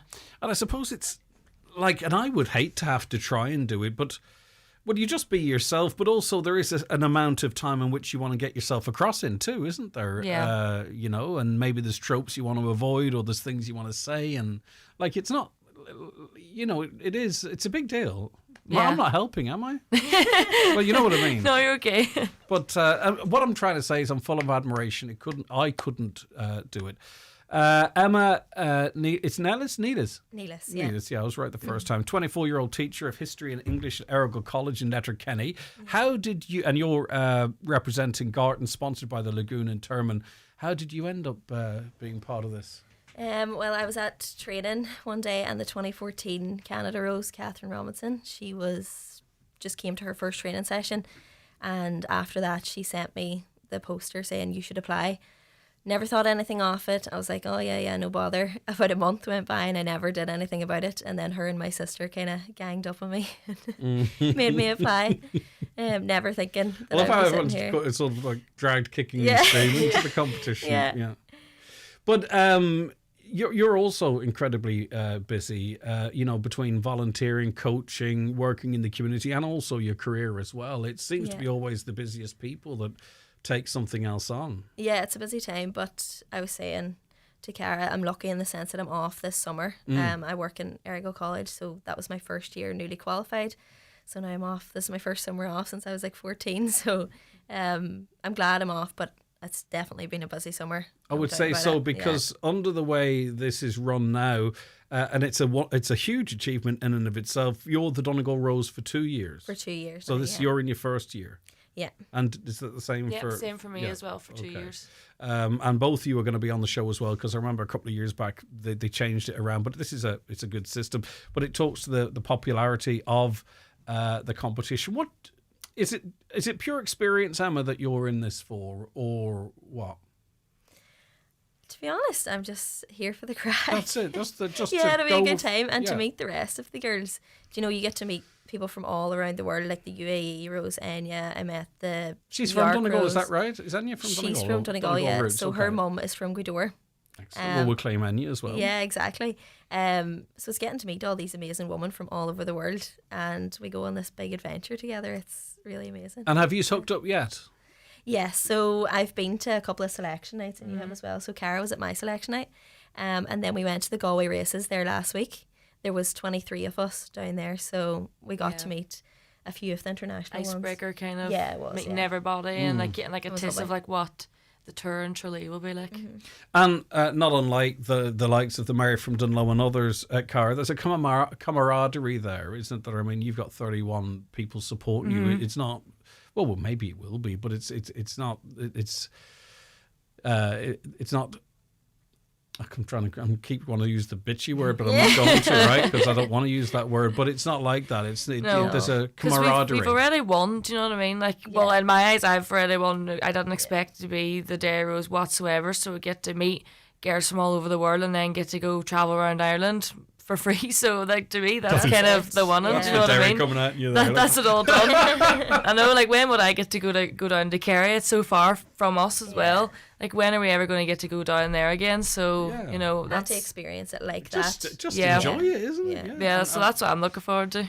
Well, you see, firstly, you can't lose, so you have to enjoy it. Both of you are already representing your counties for a couple of years, and you know what comes. Exactly. Yeah. Do you have to do something on stage on the night, or is it just chatting? Is it optional, or? Yeah, it's optional because I'm not. Are you I not? don't have any talent. But so. I thought, I was chatting to a former judge of the Rose of Tralee, and I thought, I asked the person, I says, would that be a disadvantage? And they says, no, sure, it gives you more time to chat. Yeah. Yeah. So there isn't, you know what I mean? It's just for entertainment, like. Yeah, it's not based on talent It's at all. not, It's all for no, yeah, entertainment but you know, you purposes, could almost think that, well, presumably, but of course Yeah, it's for 100%. entertainment. Are you doing anything? I was supposed to be doing jiving, but that didn't really work out because there's no jiving escorts this year. But I am doing line dancing, so I'm going to teach Dahi or Catherine to line dance. Brilliant. But That'll be a that's bit of fun. depending on if there's time or whatever. They have to work out the timings of the show. Yeah, and but everything. that's the plan. That's Like the plan at as this of now, stage. yeah. And David James and his band are performing down there Yeah, as well, which I is heard so we've got from the brilliant. northwest here between yourselves and David, and we'll find other Donegal connections before the. Before, and part of it too is promoting yourselves, you know, where you represent and the festival itself. That's part of why we're chatting now, isn't it? Yes. Yeah, exactly. Okay. It's great to be able to represent Donegal, and I'm sure you're the same Yeah. for Derry. Like, I to know, show because off you're probably a everything. pure Donegal woman. Yeah. I'm a pure Derry girl, like, so do you know what I mean? Yeah. Oh, we don't do it half measures over here. We're all in. We're all in. Yeah, We're all in. definitely. Brilliant stuff. And all your students are going to be cheering you on, are they? They are, yeah. They're all excited. I think the boys in the school were kind of like, what is this, miss? Is it your birthday or something because of the sash? But the girls are all excited. You know, they're like, what night's it on? Yeah. And the wee girls that I coach as well, the under 8s. And if the truth be told, that hasn't all really started yet. Even though it's just around the corner, you know the way we are, it'll be just when it's on that we'll all be. We'll all be. And Cara, you've tons of support as well between you. Yeah, by Gaelic Club have been a very big support, especially the girls on my team, and then from all the other teams as well. They've been really cheering me on, so I'll have to let them know on Sunday what night I'm on, so they can watch it. Hopefully, I think there's going to be a few watch parties. Yeah, probably. I think it was the New York Mary at the Mary from Dunlow. Her thing was to rugby tackle her cousin who was her escort. If you haven't seen the video. I haven't seen it. I must look it up because I've seen a few videos from that. I've seen the milking video. Yeah, that's funny. But listen out for the thump at the back of his head. All right, okay. Listen, it's brilliant stuff. And I mean, I think we're past this whole, you know, lovely girls thing now, aren't we? Yeah. It's much You know, more than that. but even the conversation, because I mean, you don't judge someone on necessarily their academic achievement, but I mean, like. This is an opportunity, you know, for you to talk about your voluntary work, your careers, the fact that you can look glam but still operate at the highest level in business, or the guards or whatever, so it's only a positive thing, I think. And it gives women the opportunity to speak on an international level as well. Do you know, we don't get maybe that opportunity as often as without having a talent or anything, like just being able to be like a normal girl. Is who you are. Yeah, exactly. That's You're chosen for a reason. Do you know what I mean? Yeah. Someone's seen something and you do be able to represent your county. So, and it's not Ireland got talent. Sometimes if it's not perfect, it's when it's fun. Do you know what I mean? It's just the crack. It's like milking the cows there. Yeah. It's fun. Yeah. All right. The best of luck, Emma. Thank you. So much. exciting. I can't wait to watch now that there's Donegal yeah. interest. I look forward to that. I'll be waiting for you to come on. Last on the second night, don't you know? Probably Yeah. Do you know what I mean? It's typical when I go to watch That's to keep you intrigued. Yes, or the first on the first night or something. Yeah, that's it. That's true. When are the interviews happening? Or has that happened? Saturday and Sunday, isn't it? So we have individual interviews and then group interviews. Yeah. So that happens over the weekend before the live show. Excellent. All right, okay. Well, you'll be fantastic. You'll do fantastic, and you already have. Let's not make any mistake about that. Emma, thank you so much for calling in. The best of luck.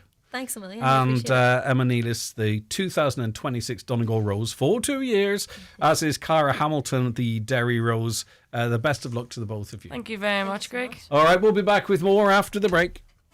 A limited number of flight packages have just become available for Highland in the Sun 2027, but they won't last long. If you've been thinking about joining us in Torremolinos from May 12th to May 18th, well then now is your chance. Join me, David James, for a fantastic week in the sun with live entertainment from Johnny Brady, Dominic Kerwin, Sean Cuddy, John McNichol, Sandy Kelly and lots more. These newly released flight packages are expected to sell out quickly, so don't miss out. Call Highland Radio today or visit highlandradio.com to book your place. Why leave the magic moments and great scenes you've captured sitting on your phone when you can have them printed at McGee's Chemist? Using McGee's website or one of their in-store kiosks, you just upload your photos, select the ones you want and have them printed instantly within an hour, or use the 24-hour service. 35mm and film from disposable cameras also printed, and old photos can be digitally restored. Hold your memories in your hand with McGee's Chemist, Letterkenny. Whether you're looking for hybrid, plug-in hybrid or an electric car you can trust, you'll find it at Toyota, Ireland's best-selling car brand. With our stunning range, including the Toyota CHR, the Corolla family and the Yaris Cross, you can be as electric as you want to be. There's trade-in boosters of up to €3,000 and flexible payment options. So book your test drive today at Kelly's Toyota Letterkenny or Mount Charles. Toyota, built for a better world. T's and C's apply. Best-selling claim based on latest published figures. Imagine a festival where even the music is free. Milford Summer Festival takes place from the 7th until the 9th of August. With free live music, free family fun and free entertainment featuring Rhythm and Sticks, David James and much more. See Milford Events on Facebook for more. At Eclipse Cinemas, Bundoran and Lifford Strabane, the stars shine brighter. This isn't just a trip to the movies, it's a VIP experience. Sit back in luxury as your favourite pizza, yummy, hot food and a cold drink are delivered right to your seat in any studio. But for the ultimate treat, step into the Director's Lounge, our most popular destination. Enjoy the film, enjoy the food and savour the experience. Only at Eclipse Cinemas, Bundoran and Lifford Strabane. Looking for your next business opportunity? Lynch's Tavern in Castlefin is now available to rent. A well-known local premises ready for its next chapter. For more information, call 087 279 1449 or contact Henry Keys. Okay, very shortly we're going to be crossing to Letterkenny. Sure, we're from Letterkenny. We're going to be going down to Summer Sessions in Letterkenny. It starts this weekend, runs to the 22nd of August. So we'll be getting to that in a moment. Thanks again to Cara and Emma. Both are on next week. Can you wish the two girls the best at the Rose of Tralee from Siobhan, of course. Best wishes to the Dunlewy Band and Cloughaneely Junior Band, who are heading to the Fleadh in Belfast this weekend, and the Cloughaneely Junior Band, who are heading down to the Rose of Tralee after that. Another, I wish the Derry and Donegal Rose all the best. Hopefully one of them will bring home the crown. That comes in from Joe in Goathawk. Indeed, fingers crossed. That's perfect, Corinne. In relation to our first hour, the Senate in the US have voted 8-5 to hold Anthony Fauci in contempt Fauci, isn't it? Greg, while your discussions was very good, Letterkenny's problem was because of bad local planning, a lack of infrastructure during the 90s and noughties as the town grew in excess of the national average. That comes in from Daniel. Joey's right, 100%. Great to hear someone like him on saying what our own representatives are afraid to. The town is not in a good place, I presume you're talking about Letterkenny. Tell India to have a drive around it at night time and it's nothing but young men hanging around every corner. It's not a safe town. Well, it's even perception, right? And that is down to how people are being congregated. And we haven't learnt from lessons in Britain, elsewhere. You know, people are far better out, even in very small numbers spread about. Thank the Lord, Dr. Kelly is on the show this morning. He's the only person on your station that understands local government law. The rest of you should need to study it yourselves. You haven't a clue. Well, be nice, will you, please? The Fianna Fáil woman asking about accountability of works completed. Why didn't you ask her those who's accountable for the Children's Hospital and bike sheds? You're very one-sided. You're not very open-minded. I don't know who you're talking about here, but... You know, you could argue that you had two people, John McAteer, Dr. Joe Kelly, who were of a like mind, and India Kennedy, who's a member of Fianna Fáil. I think, you know, she's entitled to her opinion. Also, it should be noted that Fianna Fáil locally would say that they voted against active travel. Right, we're going to be going down to Corinne after this quick break. Tonight at the 57th Clonmany Festival, there's Claudia Buckley from 7 with Jimmy Buckley on stage at 9. Tomorrow there's Paul Kelly and Johnny Brady. For full details, see the Clonmany Festival Facebook page.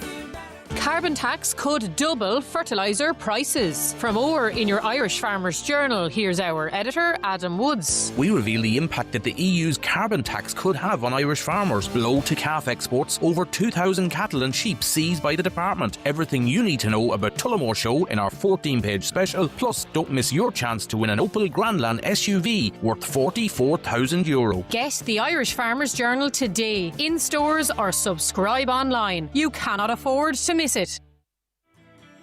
Here at Braden's House Home Interiors, we would like to turn your house into a home this year. We have a wide range of furniture and flooring for all your needs in both our Moville store and our Bridgend store. We offer a free delivery service to the whole Northwest and we won't be beaten on price. Both stores have easy parking. So for all your quality furniture and flooring at a great price, call into Braden's Furniture Moville or Bridgend now. This summer, outdoor adventure awaits at National Trust NI with a mega Pokemon-a-thon. Pack up your trading cards and join the Pokemon Mega Evolution Trail throughout the stunning grounds of Rowallan Garden. Or make your way to majestic Mount Stewart and discover the all-new Pokemon Zone. Collect stickers, trade cards, play mega games and show off your skills. With a jam-packed summer of play every day, including Castle Ward, Florence Court and the Argory, outdoor adventure awaits. Search National Trust NI. It's an out-of-this-world Euro Millions jackpot of an estimated €110 million. Play responsibly in-store, in-app or at lottery.ie. The National Lottery. It could be you. Shop Homeland's mega deals. Dulux Weather Shield exterior colours. Buy 2 10 litre for €140. Save 20% of all Regatta outdoor clothing. 15% of all leads and collars. 20% of Royal Canin puppy and kitten ranges. All this and more. In-store and online at homeland.ie until August 21st. Highland Radio weather updates with McElhenny's. Get back to school sorted with our collection of school uniforms, shoes and accessories. Visit our kids department in store or discover our back to school shop online at mchelhennys.com. Okay, today will be mainly dry with a mix of cloud and sunny spells and a few light showers. Highest temperatures 16 to 18 degrees with moderate southwesterlies, fresher near the coast. Now, historically, we've had to travel to Belfast, to Dublin, to Marley Park, wherever it might be, to see the big acts. But thankfully, we've seen developments in recent years. That means, for those that it suits, which is arguably the majority, those big acts are coming to us through various events, not least Summer Sessions, which kicks off today. Let's cross down to the... Are you in the VIP tent already there, Corinne? Oh, I can't hear you. Are we muted? Why can't I hear you? Oh, no, you're on tie line. Sorry, Joe. Relax. Tie line. Yeah, no, Joe's hot. I could hear it beating from here, right? So you're already found your way into the VIP section by the looks I have, of things. and I think I'm just going to stay here now for the next 3 weeks, Greg. Right, you have with you the man behind it all, Shane. How are you getting on? Hiya, Greg. How are you? Good to see you. It's all coming to fruition now. The planning for this, of course, is how long your first act booked for this year? When was that? Probably last year. Yeah, just the end of August, early September last year. We announced obviously the first acts, but they would have been booked 6, 7, 8, 9, 10, 11 months in advance. So you are always definitely booking ahead. A lot of planning goes in well in advance of the August series, Craig. Yeah. Right, and there's a big mix of stuff, isn't there? So talk us through what's starting happening this weekend. Yeah, so this year, for the first year, we have a seated arena, Greg. So traditionally it was always standing shows. In year 1 we started off with 4 shows, and year 2 it was 6 shows. But year 3 now we have 8 shows, and 4 of them are seated. So we've got tiered seating left and right, and we've got tiered seating on the flat. There's 2,000 capacity seated. So we've got Paul Smith, the comedian from Liverpool, international comedian that's going around the world at the minute doing arenas. He's also going to do the SSE arena in Belfast. Actually, it's the O2 now, and the 3 arena in Dublin next year. But we're very lucky to have him come for 2 nights, Friday and Saturday. Still tickets available, but very close to sold out. And then on the Sunday we've got a new event, which is an evening at the darts. We have 4 darts players coming from the UK that are normally seen on Sky Sports with the 180s and all that great fun that goes with it. So the arena will turn into a huge darts event on the Sunday. And if people sort of see the crack at the darts or the Premier League of darts in Dublin or Belfast, this is a show like that as well. Fascinated about the seating, because to be honest with you, when I was looking at some of it, I was wondering, I wonder how that might work. So are you able to bring seating in and out dependent on what you have up on the stage, Shane?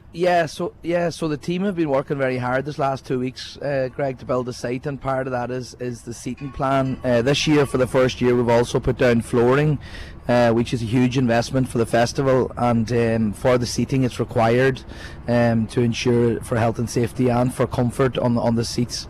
So they go in. The 4 seated shows. The 4th one that I didn't mention was the K-Pop Forever Arena Tour, which is going around the world as well. They done 3 nights in the 3 arena in Dublin, imagine 3 nights in there. I think they done about 12,000 tickets, and they're done 2 nights in the Belfast arena, and they also done 5 nights at the Marquee in Cork, which is a huge venue as well, a 5,000 capacity venue. So really looking forward to that. That's children and families. It's K-Pop Forever. It's not Demon Hunters. It's a mixture of all the K-Pop. Demon Hunters will feature, but it's important obviously that people are aware that it's a mixture of all the K-pop, because I think initially with all these shows there was confusion. I was going but I think if you know, you know. If you're into your K-pop, you know what that is. Corinne, what are you looking forward to? Well, definitely the Memories Day. We had a great day here last year at that. Ironically, none of you could remember it the next day. I'm joking. Greg, I'm joking. We still made it to work. We still made it to work right now. Yeah. So the Memories Day, that is where it's that's just a next Sunday. Yeah. So I'll just carry on with the after the Wednesday, Greg. The seating shows they come out. So you were asking, do they come in or do they come out? That seating arena setup will come out. So the tiered seating comes out on the Wednesday night, Thursday morning. All the loose seats in rows come out on the flat, and then it becomes a standing venue then for the second weekend and the following weekend. So the Key and the Crow is on Friday of next week. With Jamie McIntyre, who just opened for Luke Combs and Slane. So they're talking about him being the next Kingfisher and Amble. So we're really excited to see Jamie McIntyre, as well as obviously the headliner Key and the Crow. The Saturday night then is Deacon Blue, Proclaimers, Cry Before Dawn, Matt Benson and Conor McGlaive. That's a huge show as well. And the Sunday is the Memories, as Corinne mentioned, which is a plus 21 back to the 90s pop and dance, which is hugely popular last year. It starts early, it's a 2:30, it's like a day thing, and then we go home, we finish up a bit earlier. So it's a real good vibe. You're out early, you're home early, and it's plus 21s. It was nearly plus 25s last year on demographic.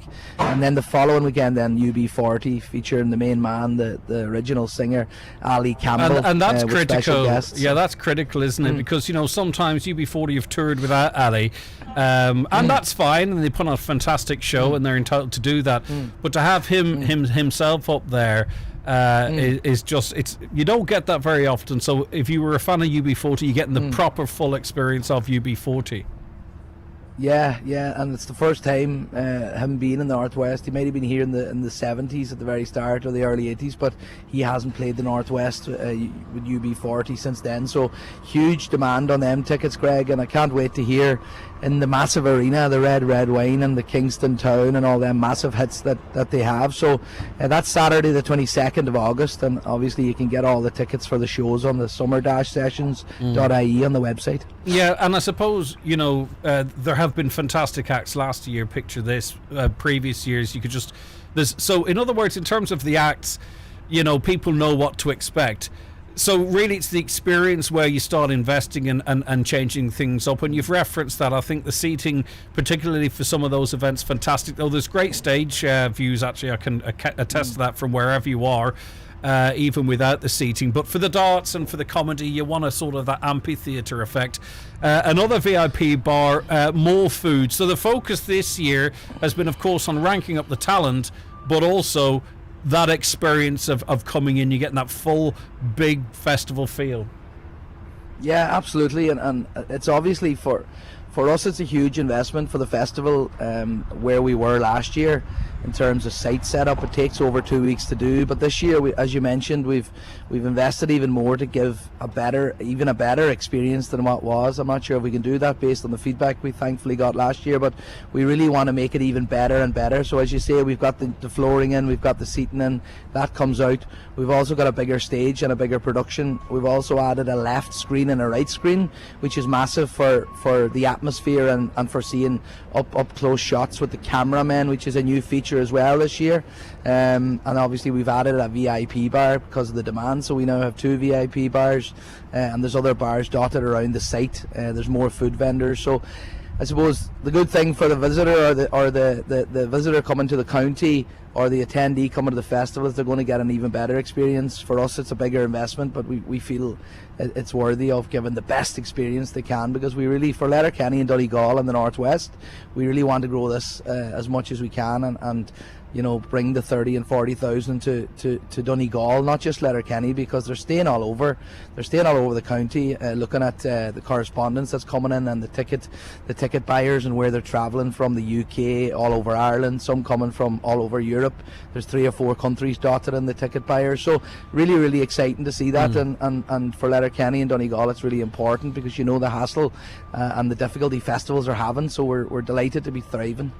Yeah, for sure. And you heard Corinne mention Memories Day, Cascada, Bass Hunter, All I Ever Wanted, Mark McCabe, and all that. The Proclaimers and Deacon Blue, what a double act they are. Cian Ducrot, K-Pop Forever World Tour. So that's all of your K-pop hits. Of course, you'll hear some of those songs that you're familiar with from the big film. And then UB40 featuring the main man, Ali Campbell. UB40 named after the Dole slip in Birmingham, if I'm not mistaken. That's little fun fact for you. Corinne, come on, give us some more highlights. It can't just be Bass Hunter and Cascada you're looking forward to. No, I'm actually looking forward to seeing Cian Ducrot as well. I came to Picture This last year, and I wouldn't have been like a massive Picture This fan. I liked a few of their songs, but it was such an amazing night. So I feel like Cian Ducrot is going to. And I think he's going to blow up. He's going to blow up, actually. I think, and Shane suggested. I think it would cost him quite a few quid to get him in 27 compared to 26, because his star's going up the way. Jamie McIntyre as well, actually. Really looking forward to seeing him. He's been doing a lot, especially with the Slane opening, so that's going to be exciting. All right, okay, super stuff, all exciting. You can look forward to a bit now, Shane. With the seated floor, it makes it more accessible for people with a disability, I presume, Shane, just to call her asking. That's a good advantage of that, of course. Yeah, very, very important to us, Greg, from year one, obviously, making the festival accessible, friendly, and putting in features that need to be put in. Again, it's more investment, but it's about positive feedback and the visitor experience. So we do have accessibility lane, accessibility queue lane. We also have accessibility platform with the ramp for the viewing area. We also have accessibility toilets. And we've also put in the floor, which helps with accessibility, getting around the inside of the big top. It's just important to be aware for the accessibility that there are no accessibility tickets for sale. It's general sale tickets, and then they apply for the Nimbus verification, which is basically the approval to use the accessibility. However, if somebody wants to buy a ticket the day before or the day of and they don't happen to get that done in time, if they come along anyway, we will be able to do our best to assist them. The wheelchair will be the priority for the accessibility platform, but we do put in a respite area as well, where there's an additional 10 or 15 chairs for people to use for a couple of minutes if they need to sit down, and then they may get up again, just to give that extra space. So yeah, we're very, very accessible friendly. Yeah. Well thought out. There's park and ride and all that type of stuff. Listen, to check it all out, go to the website summer-sessions.ie. Corinne, thanks very much indeed. We'll see you soon. Right, just before you Shane. go, sorry, can I just jump in? I just should have mentioned that the park and ride is important. So this weekend's park and ride is coming from TK Maxx, the retail park there where TK Maxx is.